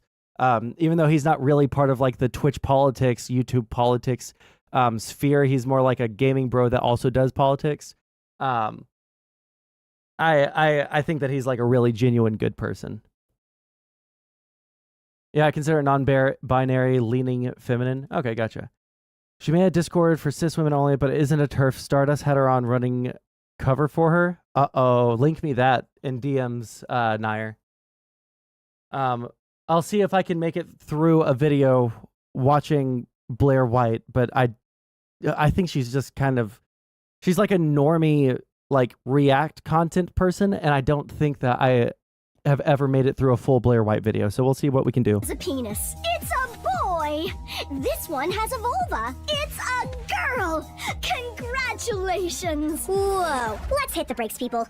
The way your body looks on the outside is only part of the story. I want to shift gears and get your thoughts on something kind of crazy I saw circulating online, and actually I tracked down the original video. So a person on Twitter reports that this was shown in a 4th and 5th grade class. You know, I feel like I feel like the company I keep online has made me like have invasive like transphobic thoughts. Like all of the edgy trans girls that I like am in group chats with and shit. Like I feel like every once in a while I'll just like have an invasive thought that I almost say out loud. I'm like, no, there's literally no reason I should say that shit. Oh man, because I've met Blair White. I almost said something that was very out of pocket because she was actually really chill in person, really nice. Track down the original video. So a person on Twitter reports that this was shown in a 4th and 5th grade classroom in the Superior School District of Wisconsin. And they actually posted a screenshot of it as a part of the curriculum. I'm not able to independently verify whether that really happened, but I was able to track down where this video came from, and it's actually I want to see that screenshot. I'm not able to independently. Hold on, let's make it big so I can read it. Explain gender explained. Kids explain pronouns. 5th grade. I don't think that at 5th grade I have a problem with these videos depending on what the content of the videos are. Gender identity here. When a baby is born, a doctor looks at the baby's body anatomy and says they are boy or girl or female. Or boy, male, or girl, female. Sex refers to physical or physiological characteristics that define male versus female, your reproductive organ structure, and then the video gender explained. Okay, maybe they'll play the videos. But just reading it, I don't have necessarily any problem with this. Independently verify whether that really happened. But I was able to track down where this video came from, and it's actually from the Canadian Broadcasting Company, CBC, and their kids division. They put out this little handy lesson on gender ideology and gender identity. Take a look and a listen to this. Aww. Hi, baby. Are you a boy or a girl? Funny you should ask, Sid. One of the first things they check when a new baby is born is what kind of body parts they have. They do that to determine a baby's sex. Most of the time, it's easy to determine, and sometimes it's more complicated. This one has a penis. It's a boy. This one has a vulva. It's a girl. Congratulations. Whoa. Let's hit the brakes, people. The way your body looks on the outside is only part of the story. Why are you playing this immediately after you Stay started with the me, gang. video? This is important. Hi, little one. Your sex refers to your physical body parts, remember? But there is also something called gender, which is how you feel inside your body and who you know yourself to be. And your gender, how you... I no, gender is not just like how you feel inside. It's gender is also very, very, very ultra socially dependent, like on the society and the time that you live in and how that society interacts with the different, more feminine or more masculine ends of the spectrum. So like, is it how you feel inside? That's part of it, but it also has a lot to do with the societal expectations and roles that men and women are expected to perform. You feel on the inside doesn't always match the sex you were called when you were born. Okay. Let's say you were born with a penis and you feel like a boy inside. In that case, your sex and your gender match. Well, what if you were born with a penis and you know you're a girl inside, not a boy? Then your sex and your gender don't match. Wait, what does know you're a girl inside mean anyway? Does that mean you have to love pink things and princesses? Nope. Sometimes people refer to things as girl things and boy things, but this is just how people sometimes classify things, usually to make it easier to sell stuff to kids and their parents. Clothes, toys, and games are for everyone. You don't have to be a boy or a girl to like a certain thing. Sid, has anyone ever told you that you shouldn't play with something or wear something because you're a boy? Well, yes. The body part... When I was in fourth grade, I was in the elementary school band, and I wanted to play the saxophone. But there was a guy at my church that was a saxophone player, and he said to my parents he should really learn the clarinet first. It tracks onto the saxophone almost 1-to-1, and it'll give him all of the basics for how to learn a more complicated instrument or whatever the reasoning was. And I started taking clarinet lessons from this man. He ended up giving me like a clarinet made in the 1920s that he had. He was very old. And I was learning clarinet. I liked it. Bro, my band director, 4th grade, all right? Remember, 4th grade. I was like 9, maybe 10 years old. He called it a girl's instrument in front of the entire band one time, right? He said, ladies in the clarinet section. Oh, well, ladies in Walt. Well, it's kind of a girl's instrument. I stopped playing the clarinet that day. I was so fucking embarrassed. Holy fuck. Parts you were born with don't always dictate who you are, how you feel, or what you like to play with. Ah, that's such a relief. Gender, how you feel and who you know yourself to be, tells you who you are, and there are a whole bunch of possibilities. Figuring out what feels right for you is just part of growing up. Bye, little cutie. You might want to change that diaper sooner. I have to agree with the conservatives on this. You probably shouldn't teach 3-year-olds how to sex each other by looking at each other's genitals. Well, the screen cap that they showed us earlier, where? Right here, right? It said this was for 5th graders, so like 10, 11-year-olds. So than later. I think that's an appropriate age, not to look at each other's genitals, but almost to every know statement the, in there was there's some sex form of a little direct bit. lie, a delusion, or a manipulation tactic. I mean, that was okay. So first of all, it's amazing that they say, what they Well, they're just, I don't think that was necessarily a bad video, right? What was the end of the video there? Hey, little cutie. You might want to change that or wear something because you're a boy? Well, yes. The body parts you were born with don't always dictate who you are, how you feel, or what you like to play with. Ah, that's such a relief. Gender, how you feel and who you know yourself to be, tells you who you are, and there are... Appropriate info, then very inappropriate medium. Well, why is it an inappropriate medium? It's like it's like those, y'all remember the fucking, was it Brain Pop? It's like these videos.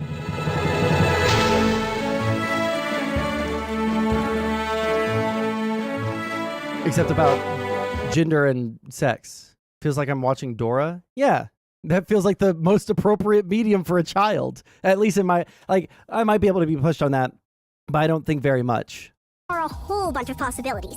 Figuring out what feels right for you is just part of growing up. Bye, little cutie. You might want to change that diaper sooner than later. Yeah, I don't think that the video is that bad. Almost every statement in there was either some form of a direct lie, a delusion, or a manipulation tactic. I mean, that was, okay. So first of all, it's amazing that they say, what they said about how, does that mean they like pink and girl things? No, because you can like, but those are the exact things that they will jump to when their child, is that way to transition them. It's like when you listen to any parent of these, kids who they transition, those are always almost the only things they list is, well, she always. 9 out of 10 teachers are dims. I don't think it's because of ideological reasons necessarily, okay? It's because Republicans constantly threaten to cut all of their fucking paychecks on a regular basis, dude. You would be the teacher that plays Dora to high schoolers calling them children? No. For 5th graders, I might. It's like dresses as a kid. Well, she always liked the color pink. It's like, you can't have it both ways. The second thing is, it's interesting how there's no mention of the word intersex within that. So if you dresses as a kid, well, any parent of these, kids who they transition, those are always almost the only things they list is, well, she always liked dresses as a kid. Well, she always liked the color pink. It's like, you can't have it both ways. The second thing. Well, it's not based off of only those things. It's also because the child themselves will say that. Thing is, it's interesting how there's no mention of the word intersex within that. So if you are going to make any form of, educational content about how, penis the doctor looks at, that means boy, and, vulva or whatever girl, it's like, okay, so we're onto something there. But then you say that's only tells half the story, and then you go into all this BS. What you really should have went into was that sometimes you can have a condition called intersex, which is a medical. Well, that's more complex biology than you're going to learn in a high school, right? They're talking about like gender dysphoria, which I was about to say claim to have. She probably definitely has it, right? I'm pretty sure she says that she has it. And she's gone through all these like surgeries and shit to look more like a woman because she wants to alleviate dysphoria. So they're in a roundabout way discussing dysphoria. Condition that a small number of people are born with that will lead to having, internal organs that are sometimes not correspondent. And that doesn't make you a different gender. It makes you someone who has this condition. So I love how it would be a sex-based medical condition. But there's a difference between gender and sex. The whole point of this video is this like woke child correcting the doctors.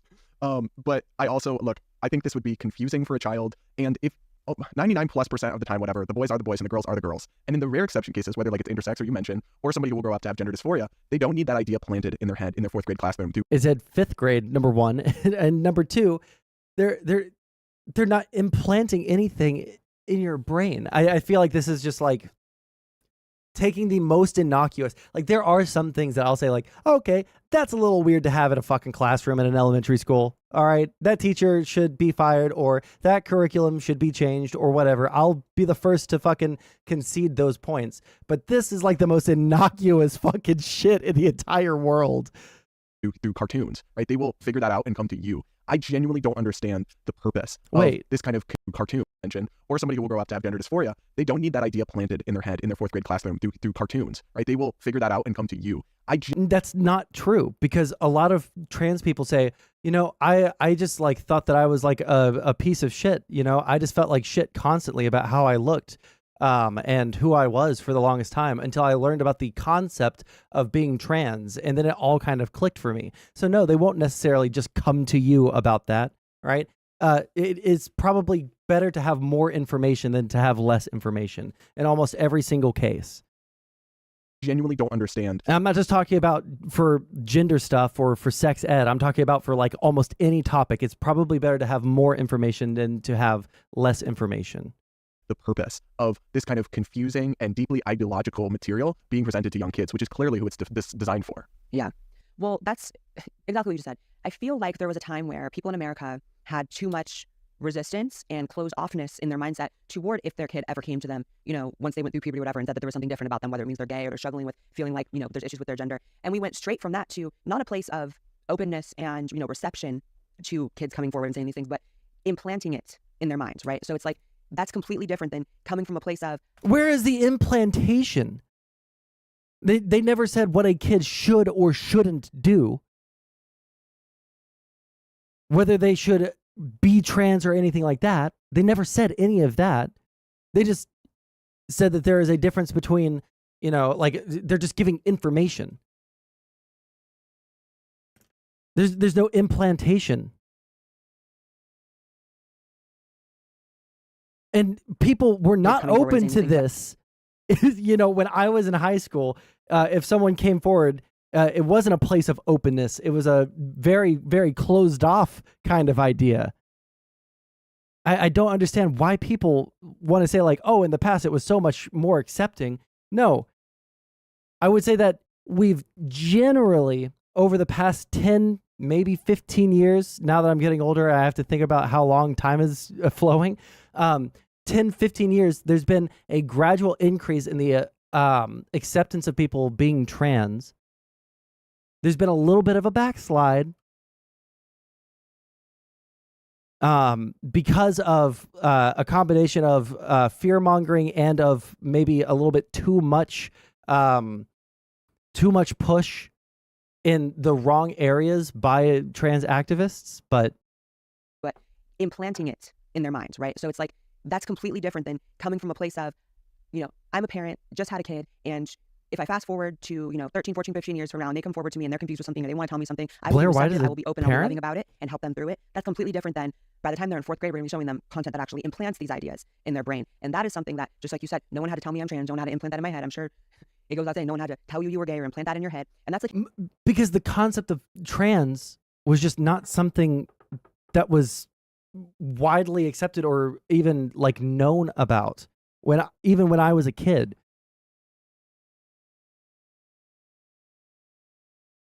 I mean, like, there's like stories of like elder gays, you know, people that grew up in the 50s, in like the 50s and 60s in the gay communities, where like there was no positive term for being gay. It was all just slurs, right?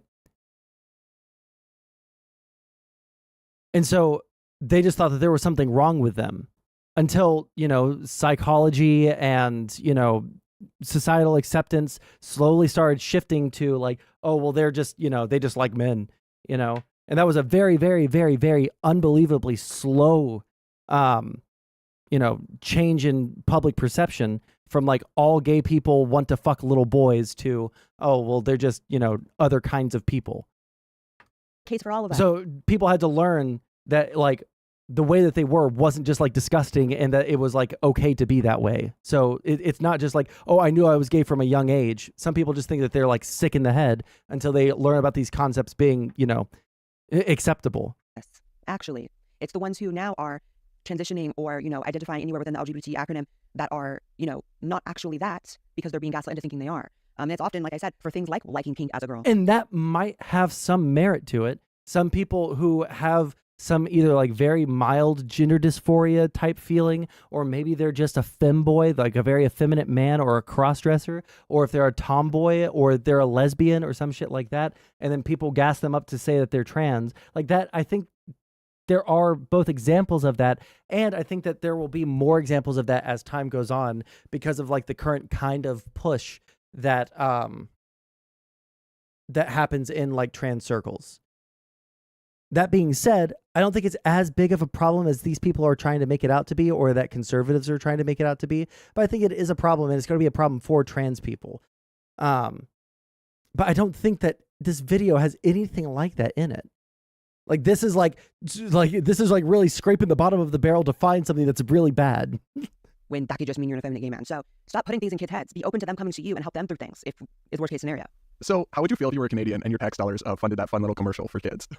Well, I'll let you know if I get to even worrying about that after I worry about why my tax dollars will be going to the medical suicide program. You know, the one where they kill poor people and people who experience depression and trans issues, by the way. You go to them and say you're experiencing gender dysphoria and you can't afford to transition. There are stories of them offering that suicide, that medical suicide, to people like that. So, I mean, at this point, never heard you gotta that go through so much. in my life. About this with Canadians, but you know, again, it's like that's a Canadian video, but stuff like that's getting shown here too. So it's really messed up.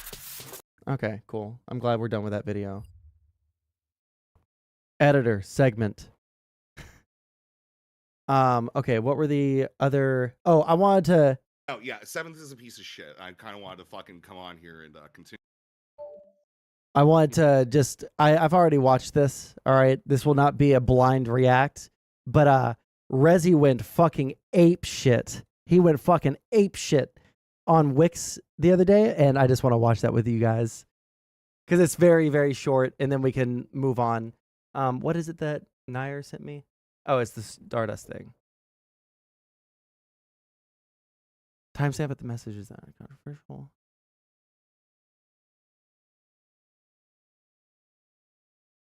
Gotcha. We have one more person That was definitely something. with a very important question, and then we're going to end this. Rezi. How's it going, everybody? Haven't seen a lot of y'all in a while. Lab, great to see you. I love your blood libel profile picture. Fantastic. Good job, Wick, on being consistent. Mooncakes, good to meet you finally. Yeah. It looks like Lady of the Hour has left. The boy beater, the fucking animal abuser, 7th has left. Whoa. Why the fuck is she gone now? I wonder fucking why. That's what my question was. This girl has a lot of lore.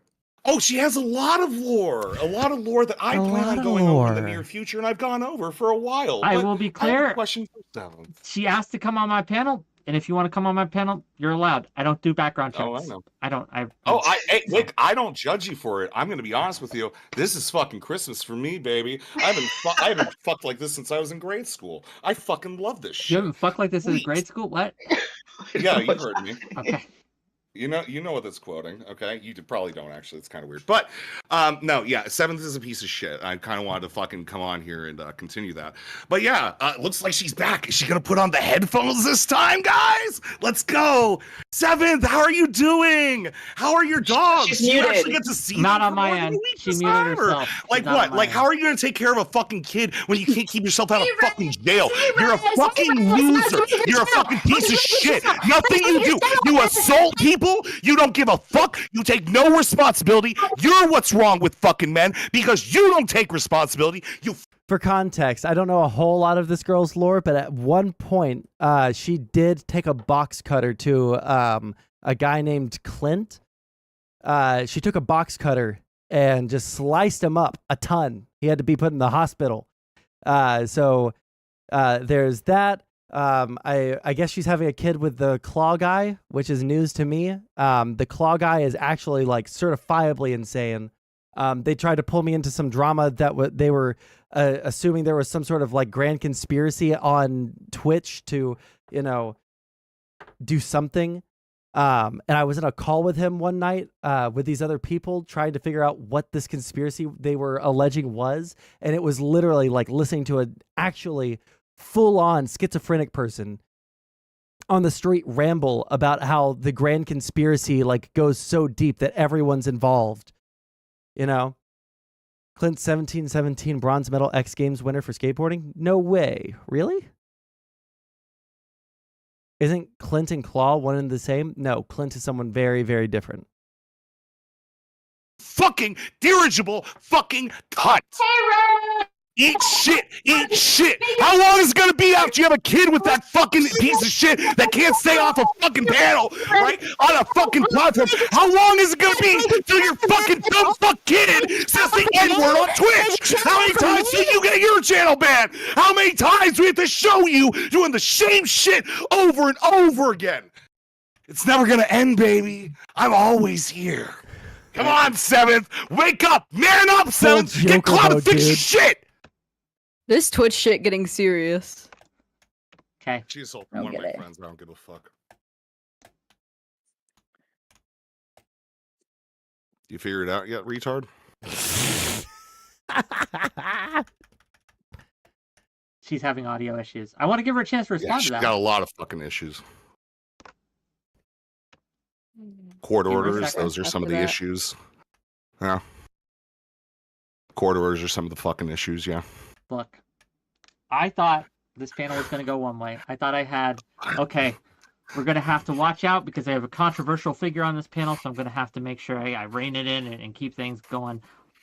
I had two. Little did I had you know. two controversial people on this panel. Yeah. But obviously. Probably three because I'm controversial myself.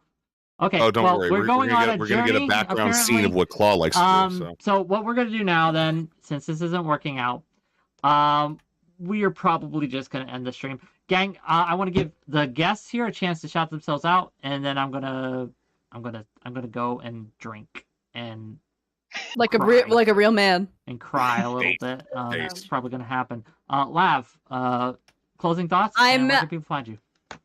This is a great panel. I think overall, does he not say anything else? Men and women are incredible counters to each other. They're an incredible team to each other. That's why we were created to, to love on each other and to enrich each other's lives in different ways. Don't care what Lev has to say. I'm not gonna lie. Podcast. Awesome. Thank you so much. Work on. Yeah. Maybe that once again on. Okay, Claude doesn't want us to. Was going to get an intro. Did she just? No, it's okay. Claude doesn't want us to hear what he's going to do to her. Oh shit! Gang. Also, there's an tell you. audio recording of Clint beating the absolute fucking shit out of her. That she said was all staged, even though I think she had bruises the next time she was streaming. Tomorrow we're just gonna do call-ins. I think. I don't know. Next week on Wednesday, we're going to have an all-man panel talking about what. Okay, don't care. All right, we got through that. Okay, let me see what this is. Timestamp of the message. This is what's controversial. She jumps at 2:13 though. Savage just tweeted this out, just rad fem things. Okay, and it was like a screenshot from this Fairy Queen person's Discord server. And this. Just to be clear, she's probably going to read what it out. says. Yeah, she's about to read it out, so maybe I shouldn't say anything. No, I'm going to say something. I think that this sort of thing is. I mean, do I care that much? I don't think that I do. If someone's going to be a rad fem, and say trans women aren't women, and therefore I'm going to make this a space that's exclusive to women. And you'll see that she says some stuff in there that I don't think I've ever heard women in my life just sit there and gossip about, right? And I don't think that any girl I've ever talked to has ever, because I've asked is this normal? Right? Whenever I see weird rad fem posts, is this normal? Do you talk to your friends about this shit? And it's never the case. It seems like it's only in rad fem circles that they talk about, the pain of childbirth on a regular basis. So we'll keep going. Okay. Fairy Queen says, "Hey guys, I've been chewing on this for a while and I've made a decision. I want to preserve the pink drink as a cis woman only space. I've combed through most of Twitch poll, and most feminist spaces already welcome trans women into their servers. I can't find a single one dedicated only to cis women. I want cis women within the space to feel comfortable talking about issues such as going to the gynecologist, the female orgasm, the physical consequences of childbirth, complaining about an unequal division of domestic labor / childcare in the household, etc., etc." Okay, based. I worry that if we allow trans women into the server, some women might not feel comfortable sharing their What did she say personal was based? Sorry. childcare in the household, etc., etc. The female orgasm, dedicated only to cis women. I want. Okay, listen to these things. Listen to these. This is some of the most deranged, just polite company conversation topics. I just can't imagine that this is just normal conversation between women. Hey, listen, if you are a cis woman, right, born female, you are a woman, all right, and this sounds like normal conversation, please let me know. I don't think that it is. Cis women within the space to feel comfortable talking about issues such as going to the gynecologist, the female orgasm, the physical consequences of childbirth, complaining about an unequal division of domestic labor / childcare in the household, etc., etc. That's also not even relegated to just cis women, but. Okay, based. I worry that if we allow trans women into the server, some women might not feel comfortable sharing their personal experiences. I think that the lies of cis women and the struggles that cis women go through are fundamentally different from the struggles that trans women experience, and that we deserve to have a space dedicated to us. Having said that, this decision is not a blank check to dehumanize trans people. Words such as, I'm not going to read these out loud, are explicitly banned from the server. I am not going to tolerate discourse arguing that all trans people are groomers, that all trans people are evil, etc., etc. Also based. While I am not convinced that trans women are women, okay, well, I'm also open to changing my mind and believe that trans people deserve to be treated with empathy and compassion. Gender dysphoria is a life-threatening condition and currently a public health emergency. We can discuss trans issues if you want. Not everyone has to agree on the subject, but we do have to agree to be decent. I will understand if you dislike my decision. I am sorry I haven't explicitly stated this before. I welcome any of you to challenge my views on stream, to send me research/articles, /books to change my viewpoint, or to refer me to content creators to discuss with who you think I should talk to.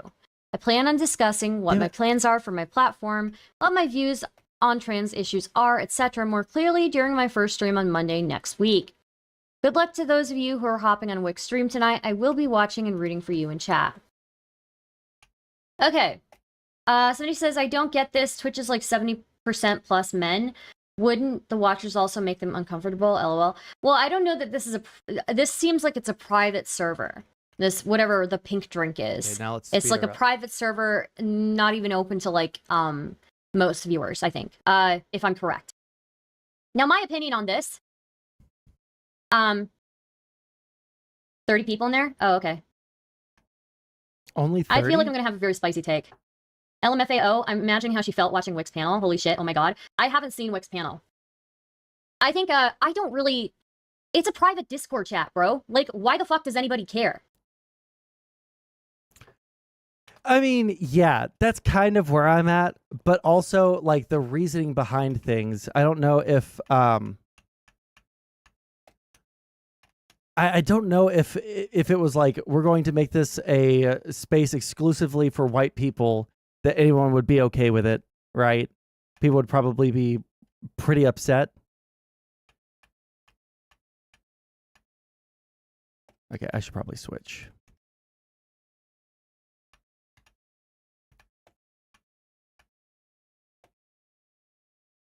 Gus won't do anything. Okay, killed him. Do we want to talk about the wonders of the female orgasm with each other? I don't even talk sex with my guy friends besides a high five when they say they got some. I mean, I don't talk about sex with any of my friends, like literally ever. I think that it is way more common for women to talk about sex with each other for some reason. I don't know why that is. But evidently it's just a thing that happens. Don't ask me why, but women will just like sit there and like tell their friends about like how good their boyfriend / husband is in bed. So don't ask me why it is that they do that, but evidently it is more common for that. But like talk about the wonders of the female orgasm. I feel like that's not very normal. I don't feel like that's normal at all. Why? Why does anybody care? It's a Discord server with 30 people in it, and people care about whether she allows non-cis women into it. It's a private chat.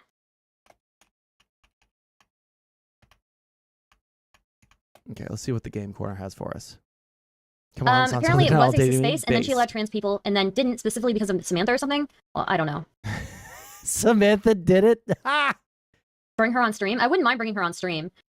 Like, who gives a fuck? Like, one, also, let's be real. Okay, it's the internet, true. Okay, let me lay out my arguments for you guys here, okay? One, it's the internet, who gives a fuck? Two, it's a fucking chat room with 30 people in it, who gives a fuck?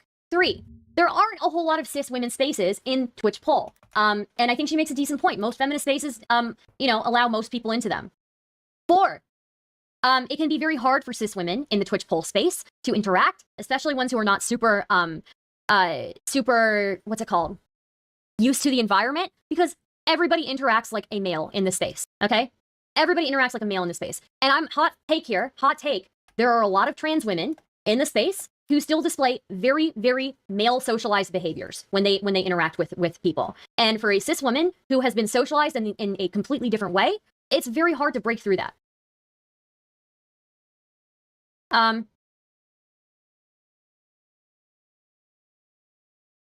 think progressives just do not like the idea of... You were in my GC, you see how much we talk about sex? I saw how much you guys talked about like biological sex. I don't remember you guys talking about like a good fuck or something. Like, I don't remember that at all. 1 second. I was just sent a video. I need to mute for a second.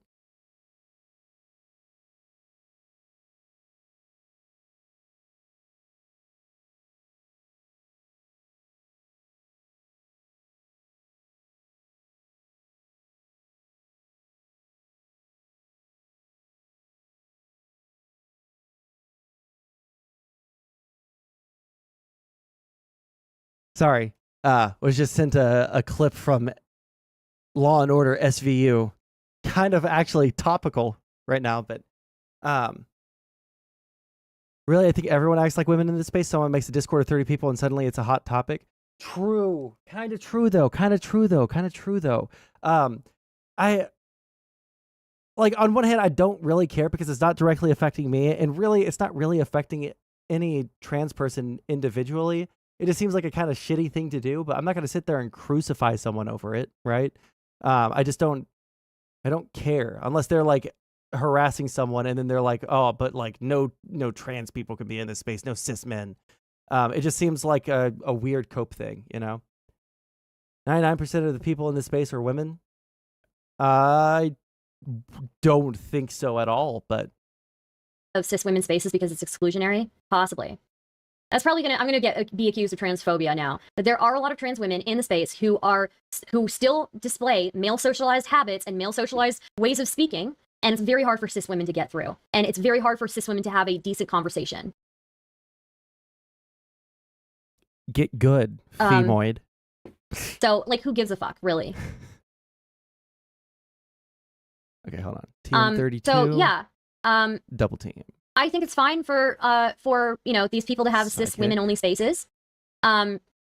It is different. Holy shit. The difference in being a trans woman and being a cis woman is a fundamentally there's some similarities in that experience, but there are other things in that experience that are just very fundamentally different. And that's okay. Would be really good. That's fine, right?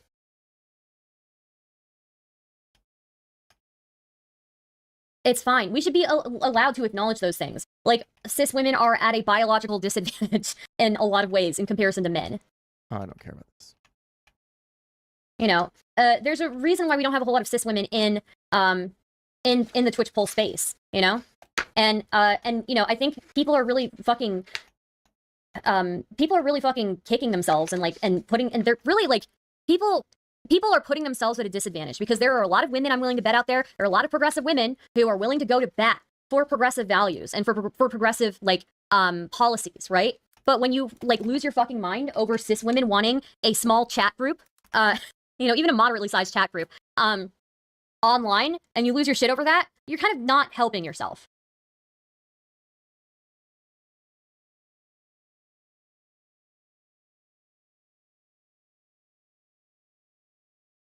There's devil's advocate. If it's the internet who gives a fuck argument, is to be taken seriously, then it's the internet who gives a fuck if you're uncomfortable with trans women showing male socialized traits. I'm not uncomfortable with it. I think it's fine, but I think that a lot of women, interact with each other differently, right? A lot of cis women interact with each other differently. And so it can be hard for cis women who are new to the space to get in and break through. And I think it's perfectly fine for them to have their own space.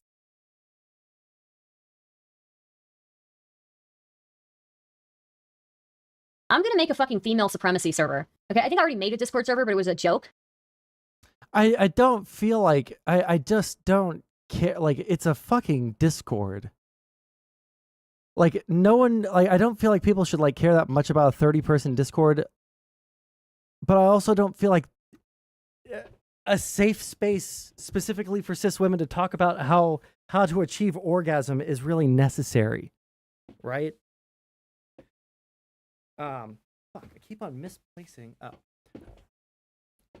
We should make a white-only Discord that no one talks in, or no, male-only, biological male-only. Actually, I don't think that most biological men care if there are trans men in their space, because trans men are always fucking chill, okay? Like, I don't think I've met a trans man who is transitioning, right? Like, seeking hormones and seeking, seeking surgeries and stuff that has ever been, weird about anything, right? Like, there's that one dude, Brother Malcolm, right? That Brother Malcolm guy, he's fucking cool. All right. I like him a lot. All right. We disagree on a fuckload of things. We've debated about the trans genocide. We've debated about legislation that was, again, against trans people in different states and stuff. We obviously have a lot of disagreement, but I think he's a really like funny and cool dude. And there's a lot more that we agree on than disagree on in general. I think that he's a cool dude. Malcolm is cringe. Okay, whatever you say, bud. You look like a weirdo if you go and start cis male knitting club. Yeah, but like men aren't allowed to have like specifically safe spaces just for men, right? Because the implication of having a safe space for men means that you're weak, so men won't do that in the first place. And then on top of that, if you do that, then everyone's going to say that you hate women or you hate trans people or something like that, and then you're just like kind of fucked. But women can get away with it, like actually being kind of like shitty to trans people, and like actually like say some of the most like ridiculously fucking disgusting, bigoted, like I hate to use like the word bigot because everyone turns their brain off when you hear that word, but like unironically, you just like cis women who are like the extreme radfems can say the most hateful fucking shit and then be like, I'm a woman and you just don't understand. Maybe it's the too much estrogen flowing through their brains. It's, stopping signals from going back and forth, but I don't know. Like they just feel like they can be hateful pieces of shit and not get called out for it.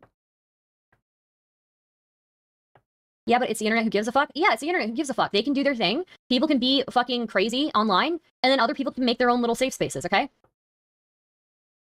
Tweet about it. I like how I have this on 2x speed and still I have to keep on looking up to make sure the video is still playing because she takes such long pauses. Is it on 1.5 or 2x speed right now? Because we might have to bump it up to 2x speed. Wait, hold on. Hold on. There's an app for that. I have a skip silence thing. Skip silence. Enable skip silence.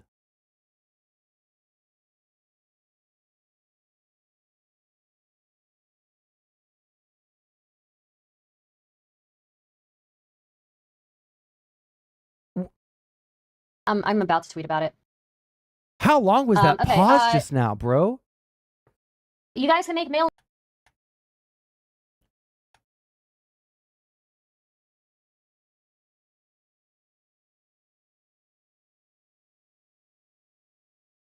Their own little safe spaces, okay?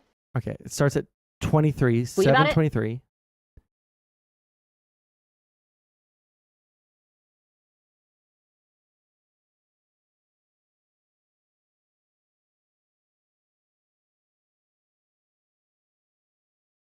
I'm about to tweet about it.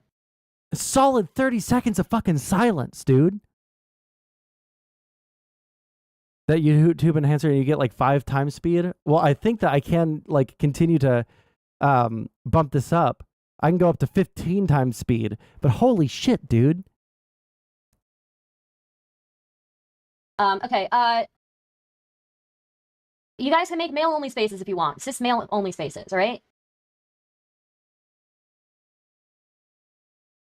Is it even Actually, working? my latest video is kind of related to this if you need React content. Sure, I would love to react to your most recent video. Shoot me a message, Dev.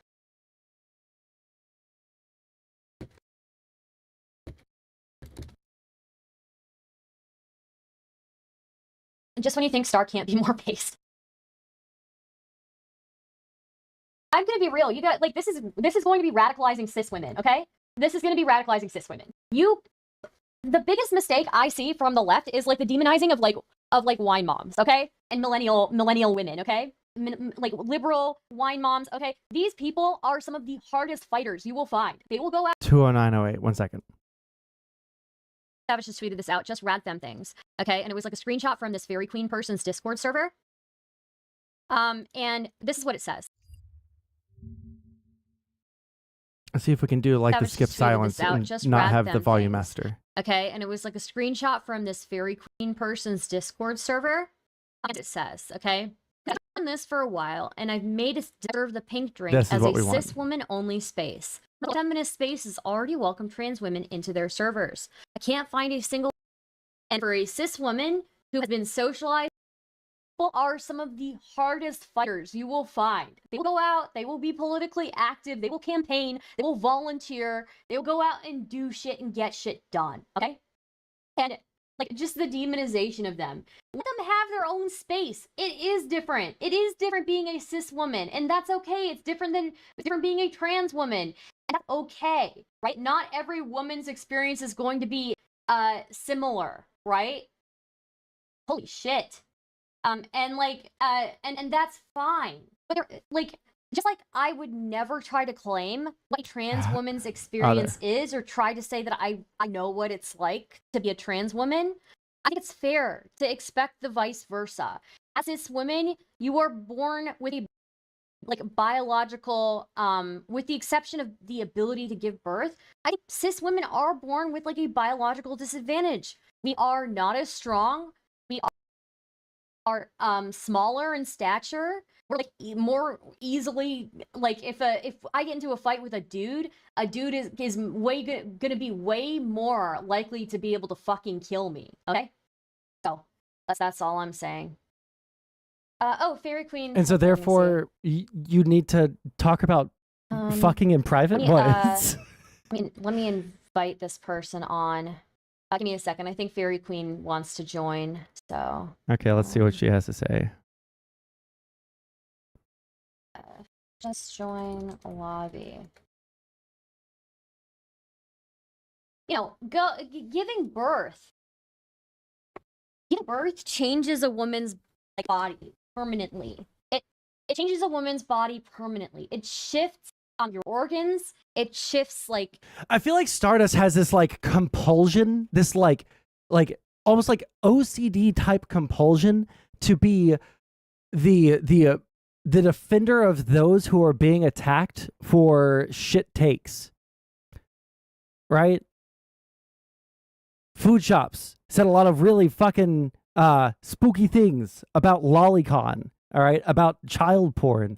And Stardust is like the ardent defender of everything food shops, right?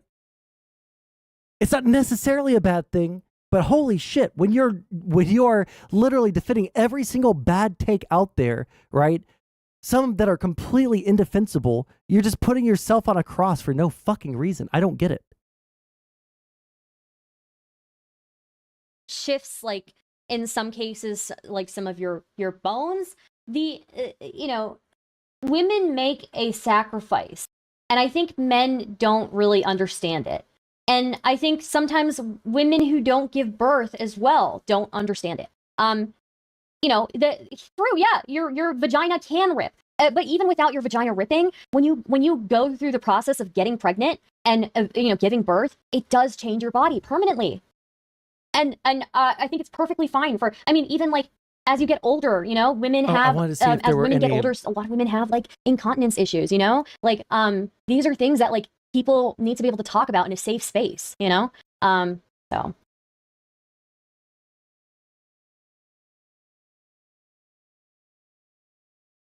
Your pelvic floor is never the same. Yeah, everybody do your Kegels, okay? Don't forget to do your Kegels. Okay, I see Fairy Queen is here. I'm going to drag her in. Hello?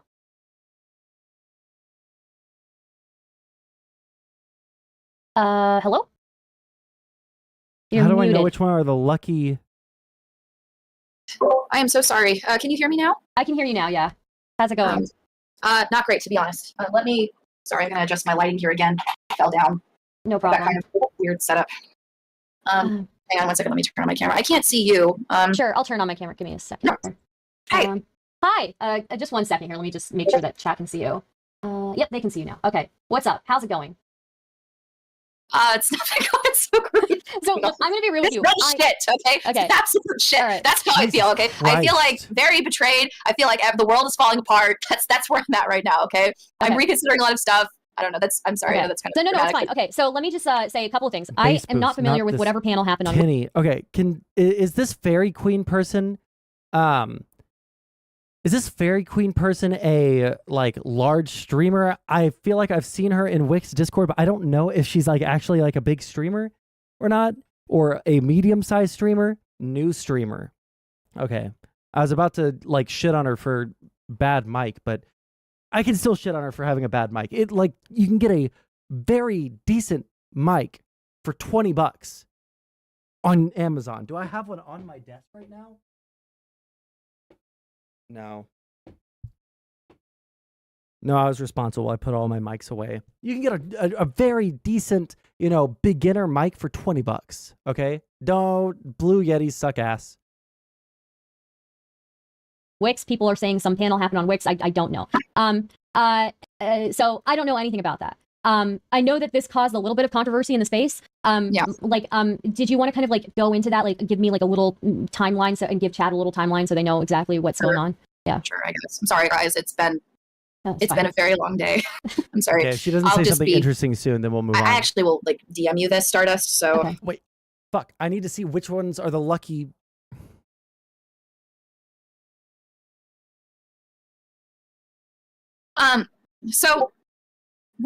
So do you want the history of why I joined the space, like why I created the server? Where do I begin? Just give like a brief when you kind of entered the space and then why you created the server and then the history of the server from there. So okay. Yeah. So I guess the history of how I entered the space, that's a long story. So I have been a Destiny fan for a very long time. So I've watched Destiny's content for years, and I really empathize with a lot of his stuff for a lot of reasons. So one of the reasons I really liked his stuff was because we both come from the same city. We actually come from the same network of schools. He went to Creighton Prep High School. I went to a school like local in Omaha, Nebraska, which is called VJ and Angela Scott Catholic High School. So we both came from Catholic high schools. We both came from, his family is Cuban on his mom's side. My family is Irish on my dad's side. We both have an immigrant Catholic background for that reason. So religion was something that was heavily emphasized. We both have, and for that reason, I really, really strongly identified with his channel. I strongly identified with his content. I found a lot of the stuff that he said to be very relevant to me. And in particular, one of the things that I found relevant was because he was a libertarian. At the time, I was somebody who identified as a libertarian. I still think that I might be. I'd like to argue with other people to see if I still think that. I'm willing to change my mind and my positions, but I found that I've become more liberal and more left-leaning having listened to a lot of his content. So his content was profoundly transformative for me. And on top of that, many of the experiences that he has had in his personal relationships are experiences that I have had in my personal relationships, but in a differently gendered sense. Yeah, I get that. Yeah. And so I strongly identified with a lot of the stuff that he went through. And so because I was a big fan of his, I went and I watched his debate with Milo Yiannopoulos. And that was at the University of Tennessee, Knoxville. So I went and I saw it and I asked a question while I was there in the audience. And when I did that, I thought, well, maybe I could try to start a channel of my own. I have exposure, right? I've talked to Milo Yiannopoulos. This might be the chance to do that. And so I decided that I would. And I talked to another person who was a friend of mine. We wanted originally to start a podcast that was called the Pink Pilk Podcast. And it was originally supposed to be a podcast that was devoted to feminist issues. Unfortunately, my friend decided that they no longer wanted to be a part of the podcast, and so it was just me. So I produced content over the summer. So I joined Wix community, and I was an occasional panelist who came on the panels, and I talked about issues on Wix panel, but I really didn't have a channel all to myself to talk about what I thought or how I felt. I really didn't have a stream. If you look at my YouTube channel, it's called Fairy Queen's Cottage. That's capital F, capital Q, capital C. Sorry, it's a shout out. I'm here anyway. But you can see, like, it's mostly me. I'm sorry. Sorry. How did the server get started? I guess the server. Yeah. I have wanted to I wanted my content to be very specifically for women's issues, and I feel that women's issues are something that are not talked about enough in this space. And in order to do that, I wanted to create a space that is specific for women's issues, that was for women's issues by women content creators who are within Twitch Bowl. I think that there is a perception that a lot of women, that the reason why there aren't more women in Twitch Bowl is because women don't want to be here, and I don't think that's true. I think that there are lots of women who are not. There are lots of women who would like to be a part of this space, who need a space that is specific to them in order to be able to come into here. And I wanted that space to be friendly to conservative women, to be friendly to radical feminists, to be frankly friendly to any woman who wants to be a part of the space. And my hope was that by bringing them into the space and having them join my server, is that they would naturally disseminate into other people's servers, that they would talk to other content creators, they would talk to other content creators, they would come on streams, and that by doing that, that would bring more women onto these panels to talk about these issues, and that we would get more diverse perspectives on women's issues as a consequence. I started the server about roughly 3 months ago, and I decided that I wanted it to be a women-only server. But when I founded the server as a women-only server, I was not specific about what it was that I meant when I said women-only server. So people asked me the question, like, what is a woman? What do you mean by woman? What do you mean by... And so I really hedged on that question for a very long time. Do some personal stuff that I won't really get into. I have left some servers, and I decided that it was really time for me to be really honest about what I thought and how I felt. And I decided to do that in my server and to say what I thought and felt. And that's sort of the reason why all of this backlash and like drama is happening right now. Yeah. So that's sort of the history of it. What I'll say is that I tend to agree with you. I don't think that there's like a whole lot of focus on cis women's issues. And you know, I think there's also like just not a lot of cis women in the space, and that happens for multiple reasons. And you'll be happy to know, like, I do cover stuff in immense detail on my channel. To the point, I've covered like uterine prolapse and stuff like that. So, like, I guess yeah, I tend to agree with that. So like, what happened with the controversy around this? So there was like a WIC panel, and then there were some other people talking about this Discord server. So yeah. Listen, I mean, I will send you the invite to the Discord server. You can look. I'm not even kidding. Yeah. I will give you like all of the permissions. You can comb through the server yourself. Yeah. No, I know. Are people accusing you of making like a hate space, or like what Basically. is it? Okay. So they're angry. So this yeah. is so. I'm going to tell you everything, okay? So buckle up, okay? Okay, It's a long, bumpy ride, okay? Yeah. So this is the deal with the space, okay? So I wanted to start streaming officially on a regular basis next week. And I wanted to have women-only panels. Panels that were hosted by women on women's issues. So my first panel that I wanted to host was on women in combat. So I wanted to invite women who have had experience as military soldiers, women who have had experience as ex-cops, women who have had experience within these areas. And I invited a woman who is a graduate student in terrorist studies, and a woman who used to serve in the IDF. And I was looking for a third or fourth person to bring into this space, to bring in to sort of talk about it. And my friend suggested that a trans woman named Samantha Savage would be a good selection, because Samantha Savage had served for a time as a soldier overseas, and she had completed tours overseas. But I felt uncomfortable bringing Samantha on for a couple of reasons. Number one, my understanding is that Samantha served her time as a man, that she had not yet transitioned to being a woman when she served overseas. So therefore, bringing her on a panel to talk about like women's experiences in the military would not be a good idea. Yeah, and secondly, having interacted with Samantha in the future and in the past, and I don't know if you have, Samantha has stated a lot of highly misogynistic things about women over and over and over again. She has, let's see if I can actually find the quote. Samantha, by the way, is a friend of the stream. The fucking edgiest. Edgy might be like an understatement. I mean, yeah, I almost said is an understatement, but understatement might even be too little of a term. She says some pretty like fucking crazy things. All right, we love Samantha here. Quote, where is the quote? It was sent to me earlier. I'm sorry, 1 second. I just no, I know. Samantha, this is what very inflammatory. She can be very Samantha inflammatory. said, "What value do women add to relationships other than being a warm hole nowadays?" Like I've heard her call women cunts, whores, bitches. I've heard her say effectively that most women, fuck Chad types like in the early 20s, right? And that they're sluts and that they're whores and that that's basically women's nature. And on top of like some other things that we can talk about privately that I've seen from Samantha. That's fine. I get what you're saying. So like what happened after that then? So you basically were like, no, I don't feel comfortable having this person on the panel. Then what happened? Well, so after that, and after I received this, my friend suggested that Samantha come on the panel. And I felt that I needed to be clear about what it was that I meant when I say this is a woman-only server, which is why I created the statement that I'm sure you've read, right? It's why I wrote it. It's why I posted it. I didn't post it to be inflammatory. I didn't post it to make people upset, and I didn't post it to hurt people's feelings.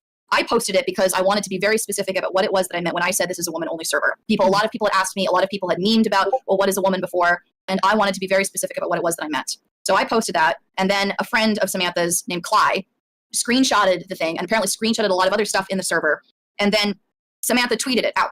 Yeah. She posted it as a tweet. She posted in multiple other Discords, including Political Shit Show, including Zonia's server, including The Flock, including a lot of other places, and called me, among other things, a shitbag. She said that I should slam my head repeatedly into a desk. She called me a retard. She called me a turf. She called me a lot of stuff. And so I really didn't know what to say or what to do. I want to play-by-play of that. I relied again. upon my friends. A lot of people have been reacting to this. Sorry, I just want to play-by-play. What were all the insults there, including girl? a lot of other places, and called me, among other things, a shitbag. She said that I should slam my head repeatedly into a desk. She called me a retard. She called me a turf. She called me a lot of stuff. And so I really didn't know what to say or what to do. I relied upon my friends. A lot of people have been reacting to this. And I've honestly, it's been kind of hard. I've lost a few friends over this. Some people have left the server. Some people have asked to have some things changed. When people start like leaving someone as a friend over like political differences, that's the number one way to like further entrench that person into that position. I mean, even I am an example of this to a certain extent. Okay. Like if someone's like, oh, well, if let's say that you're a leftist and then one of your friends is like, yeah, I don't really think that communism is like actually that good anymore, like I don't think that us like trying to fight for the proletariat by way of a revolution, the number one way to make that person know that they are not welcome in those communities and that they're right for leaving them is for you to like attack them and then isolate them outside of the group, right? Who did that happen with? I mean, look at basically every Twitch connection that I had before I was, before and after I was a socialist.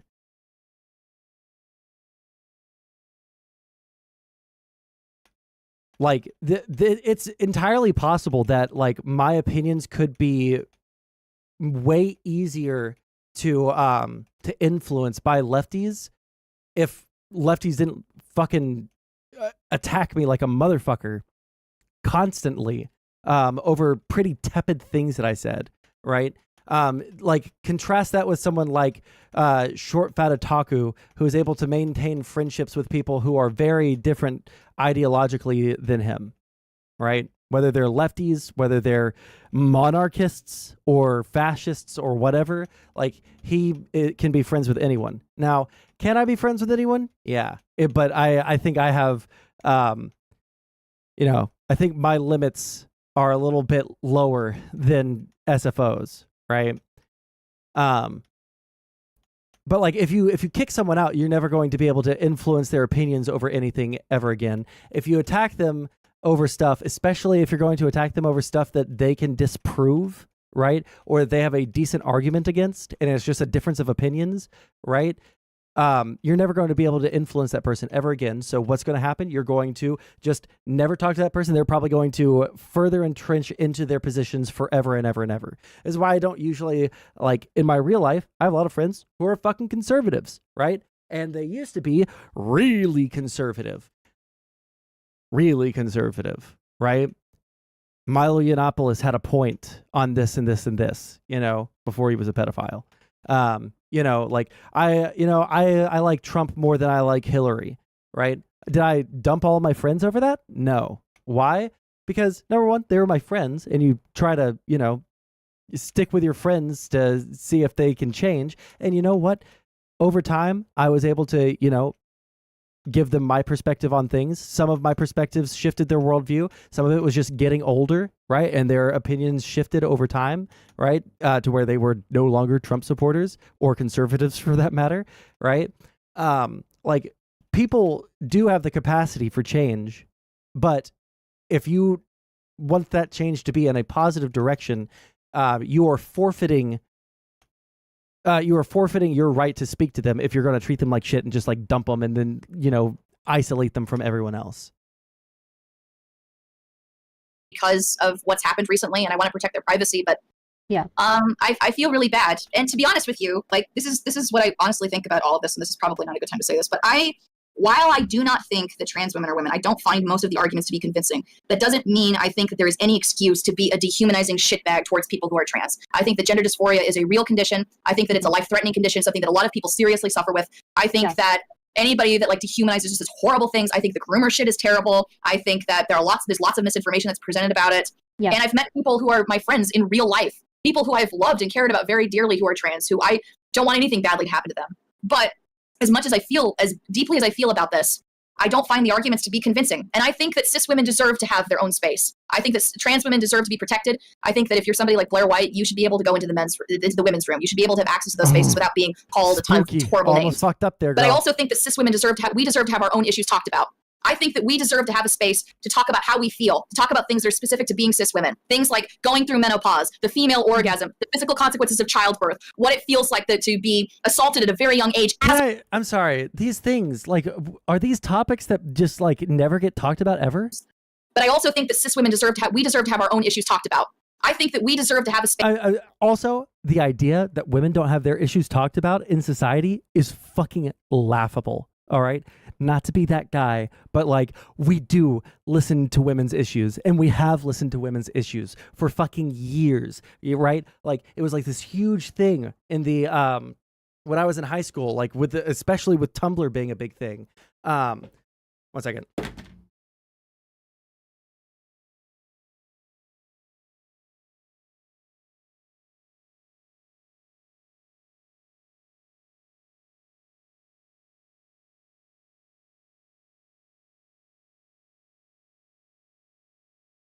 But like Tumblr comes around and what happens? Everyone starts talking about feminism. Everyone starts talking about how bad women have it, the patriarchy, et cetera, et cetera, et cetera, et cetera, et cetera, et cetera, right? My first internet fight of my entire life was on Tumblr, right? I made a Tumblr. I was trying to impress a girl, all right? I made a Tumblr, and there was like this really big, and I think a pretty famous post about manspreading, right? On Tumblr. And I saw that. I'm 15 years old, and I'm like, man, you know, that is kind of shitty, but like, I don't think that that's a man thing, right? And I commented this. I was like, I don't think that's a man thing. You know, where I come from, you know, men aren't going to be walking down the street and just like expect a woman to walk out of the way and like straight up shoulder check them if they don't get out of the way. Like that was part of the post. I don't feel like men are just like inherently just like these shitbags that want to like dominate all of the space around them, right? Bro, the response to my first Tumblr comment ever was fucking brutal. All right. Poor 15-year-old me in actually good faith saying like, yeah, these guys seem like assholes, but like, I don't think that men are like that. I don't think I've ever seen, you know, maybe it's just because, you know, and I try to rationalize their response to me, right? Like, well, I live in Houston, and we don't really like walk down the street in Houston. You either drive or you're at your destination. There is no walking down the street anywhere in Houston because it's so spread out, all right? Maybe it's just a difference in like the culture of the areas. I was trying to justify how these people were fucking talking at me. But that all that is to say that we do and have talked about women's issues a lot in society, including all of these things that she seems to be referencing right here, right? Like things. But I also think that cis women deserve to have our own issues talked about. I think that we deserve to have a space to talk about how we feel, to talk about things that are specific to being cis women. Things how we feel. Listen. Maybe women do need to be separated so they can talk about their feelings, all right? Because I don't want to fucking listen. Am I right, fellas? Up top. Like going through menopause, the female orgasm, the physical consequences of And why is menopause, like going through menopause? What is anyone going to argue with you about fucking menopause? Like, are there menopause deniers out there?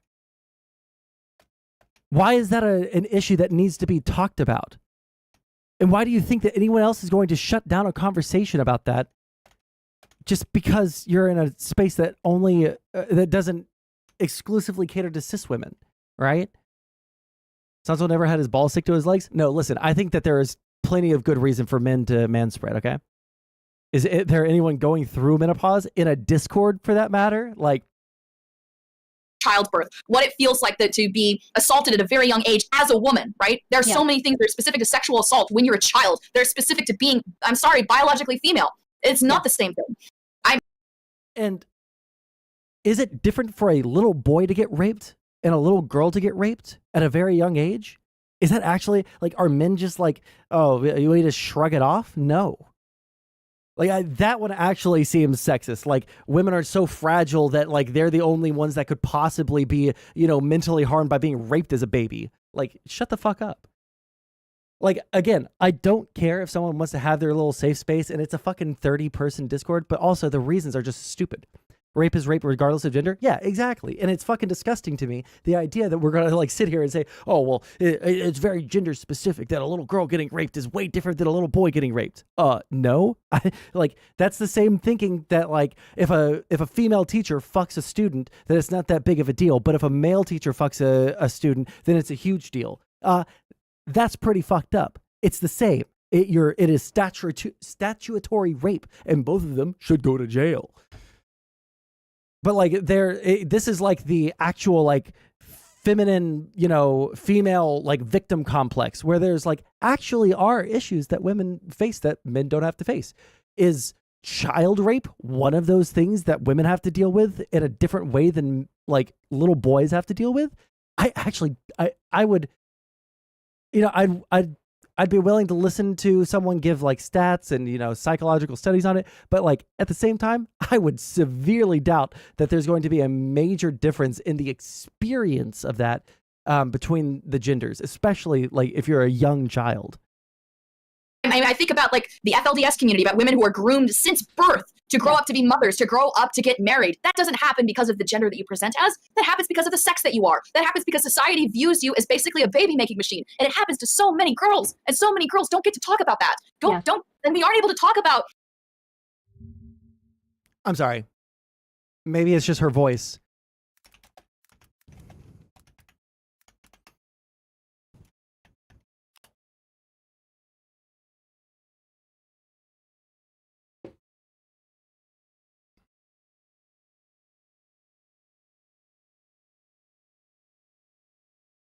Oops. 420. Oops. Men are groomed to get married in FLDS. It's a fucking cult. Everyone is groomed into it. Whereas the church once had as many as 10,000 people, today the number has shrunk to possibly lower to of 3,000. Oh man, so many women. That you present as, that happens because of the. It's not the same thing. I think about like the FLDS community, about women who are groomed since birth to grow up to be mothers, to grow up to get married. That doesn't happen because of the gender that you present as. That happens because of the sex that you are. That happens because society views you as basically a baby making machine. And it happens to so many girls, and so many girls don't get to talk about that.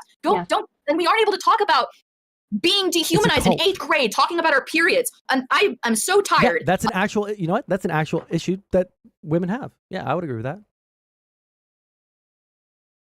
Of so many of the way that we talk about teen pregnancy in this country is a disgrace. It's a disgrace that we don't talk about the fact that so many of those pregnancies happen because of statutory rape. And there's just so many things that are like this. And I want my content. And listen to me, I don't think that everyone, it will be popular. I don't think a lot of people will care. But you want to know something? Like, I don't care if a lot of people care. And I don't care if a lot of people want to watch it. I may not be the perfect vessel or the perfect person to talk about this, but I want to be a person that talks about this. And if other people want to do it too, then that's great as well. But I want my space to be a space that accomplishes roughly 3 things. Hold on, Pokemon nerds. I want to make sure that I can get a desert encounter. Is that considered a different area than Route 111? Because this one is saying the desert route. The desert is considered part of it, right?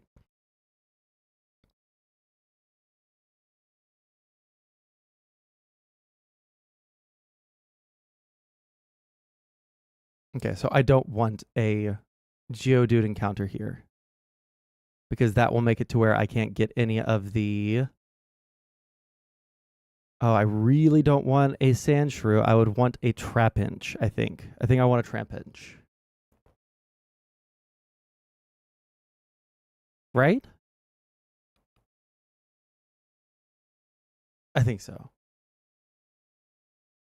Number 1, I want to talk about feminist theory. So I'm in my PhD program right now. I have access to a lot of feminist texts. We are going to actually read them on stream. We're going to actually talk about them. And you can disagree with me. Anyone can disagree with me. But the words will be there up on the screen and we can fight about them. But that's what we're going to do. We are going to actually read this stuff so that everybody in this community actually knows what Simone de Beauvoir, what Christina Payzant, what Afra Bain, what Virginia Woolf, what Gertrude Stein, what all of these women actually have to say. We will actually read. And Yes, Trapinch evolves into Flygon, but evidently you kind of have to protect him for a long time because I wish this fucking... Does it tell you what level? Oh. Yeah, Flygon starting at 45, but like with the rules you have to hold back your my level cap right now is level 29.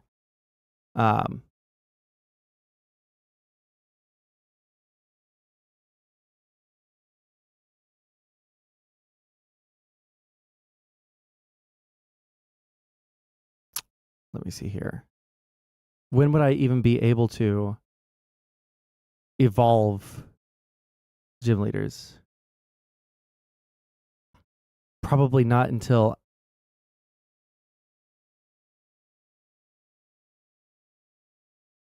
nope.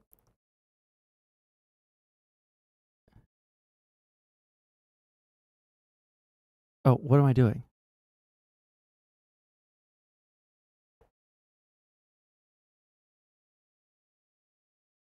$42. Oh shit.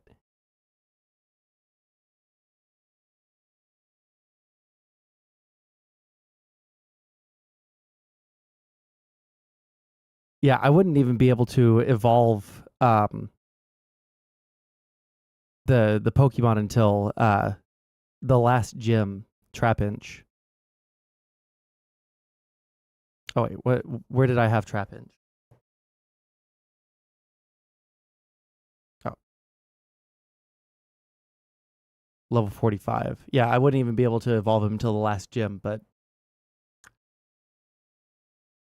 will create this so that other people, and I will make the library free and available to the public and cataloged and titled so that you can read and know what to read. I want to make that publicly available, number one. Number two, we are going to have panels that are women specific and hosted by women and include only women. And that means that when we talk about things like this red pill shit or dating shit, or we talk about any of this other stuff, we get to talk about it by ourselves. So often, I've heard this from so many people, from so many content creators who will say, well, we're great to women. We have a wonderful space for women. We're awesome to women. We don't just do anything. Blah, blah, blah, blah, blah. There is such a huge difference between having a person host that panel and able to talk to other people with the same experience as opposed to having a man host the panel. It's just not the same. So women only panels hosted by women, feminist theory that is talked about on stream. And number three, and finally, I want to have fun. I want to come on stream and I want to drink wine and I want to laugh and I want to talk about the cute boys who I want to date. I want people to know that you don't have to be against things like pornography or any of this other stuff. And you don't have to have a sucky sex life. You can have a good one. Your life can be good. And you know what? And there's something else. There's nothing wrong with the way I'm sorry. I know that I'm kind of ranting right now. No, it's fine. It's fine. I get what you're saying. So what I will say is, like, when I read this, what's so irritating is that, like, most of the issues that you talked about either are like non-issues, like fucking menopause. Nobody's going to argue with you that women have it rough during menopause.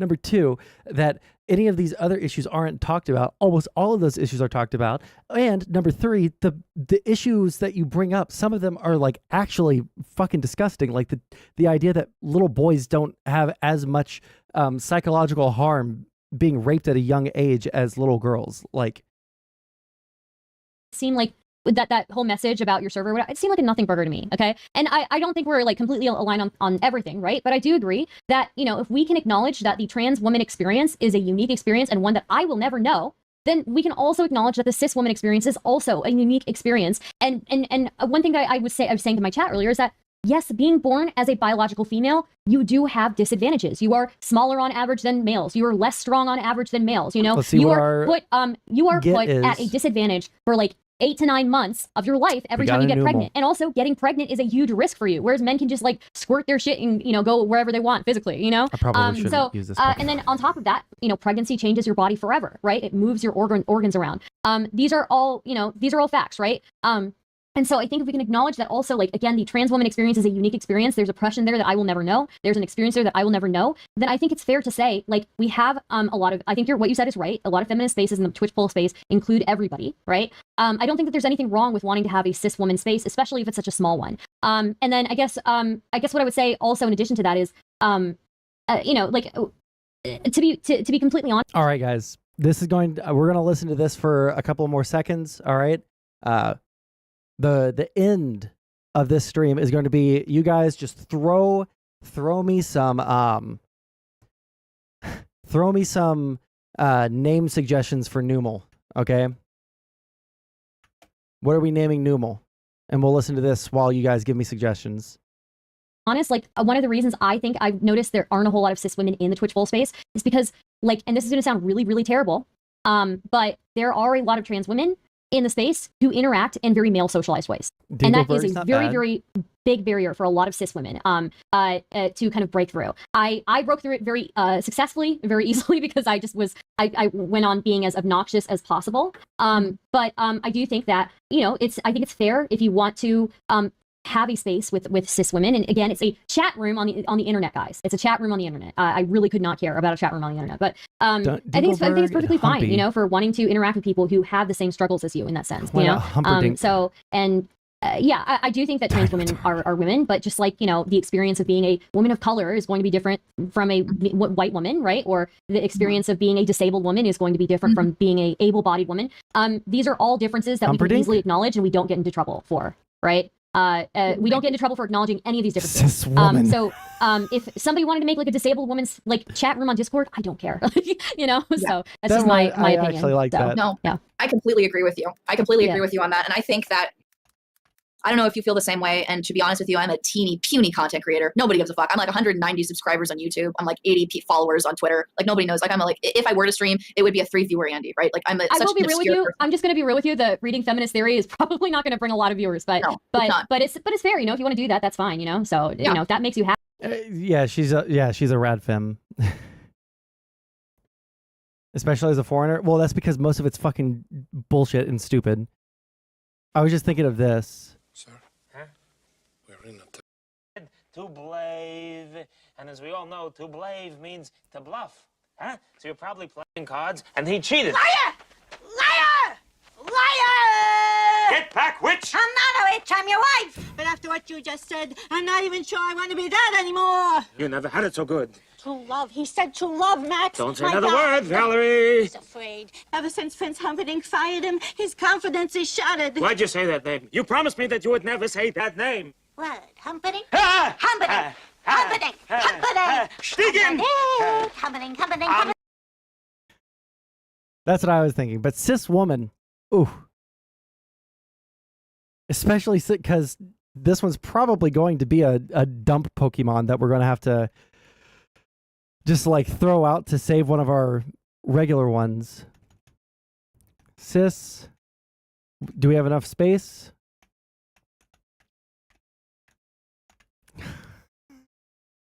Bro.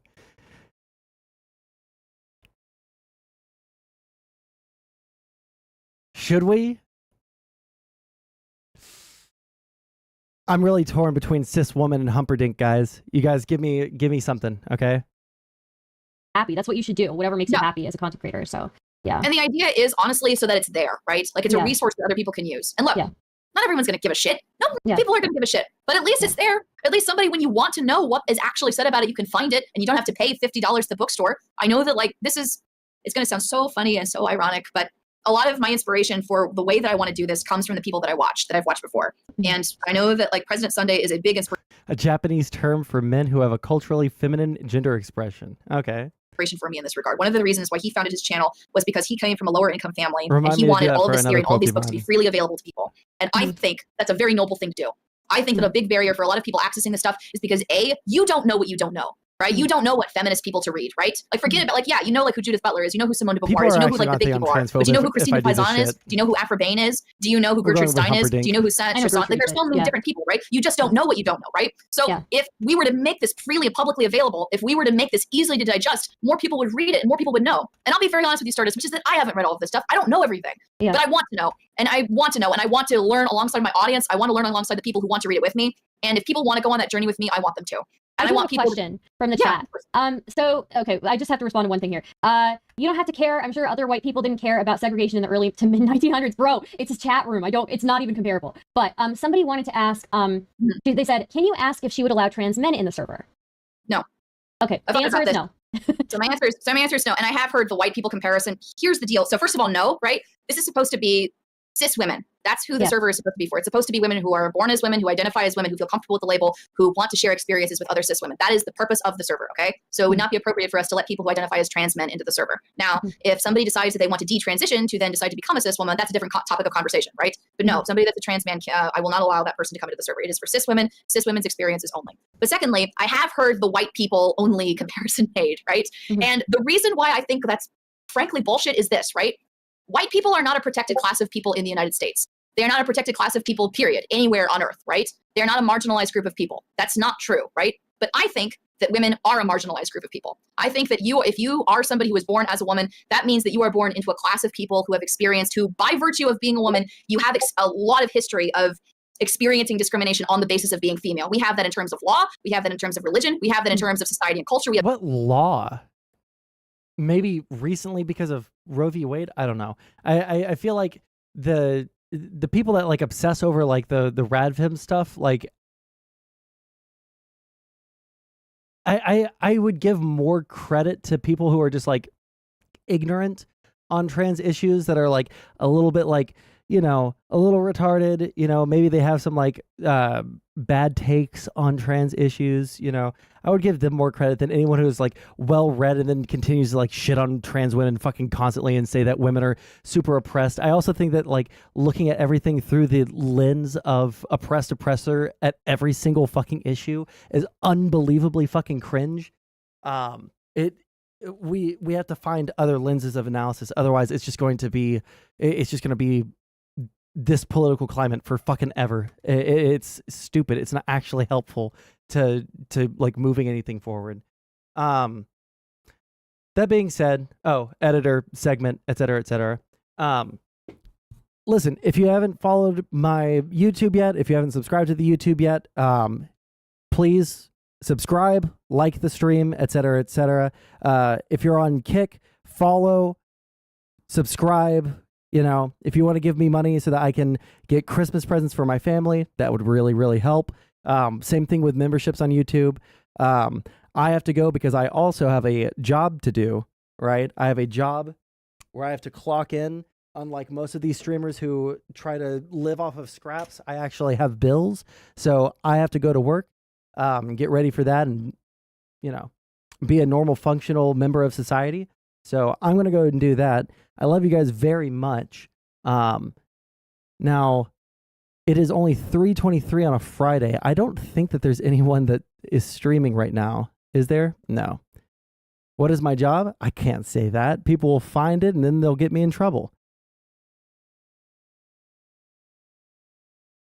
I have 3 jobs right now, technically. Okay? I have 3 jobs right now, and I'll say one that I am open about is that I work with dogs. So, anyways, I love you guys very much. I'm going to end stream. I don't have anyone to raid into. Sorry about that. Can't help that. But yeah, love you guys very much. I'll catch you guys probably tomorrow.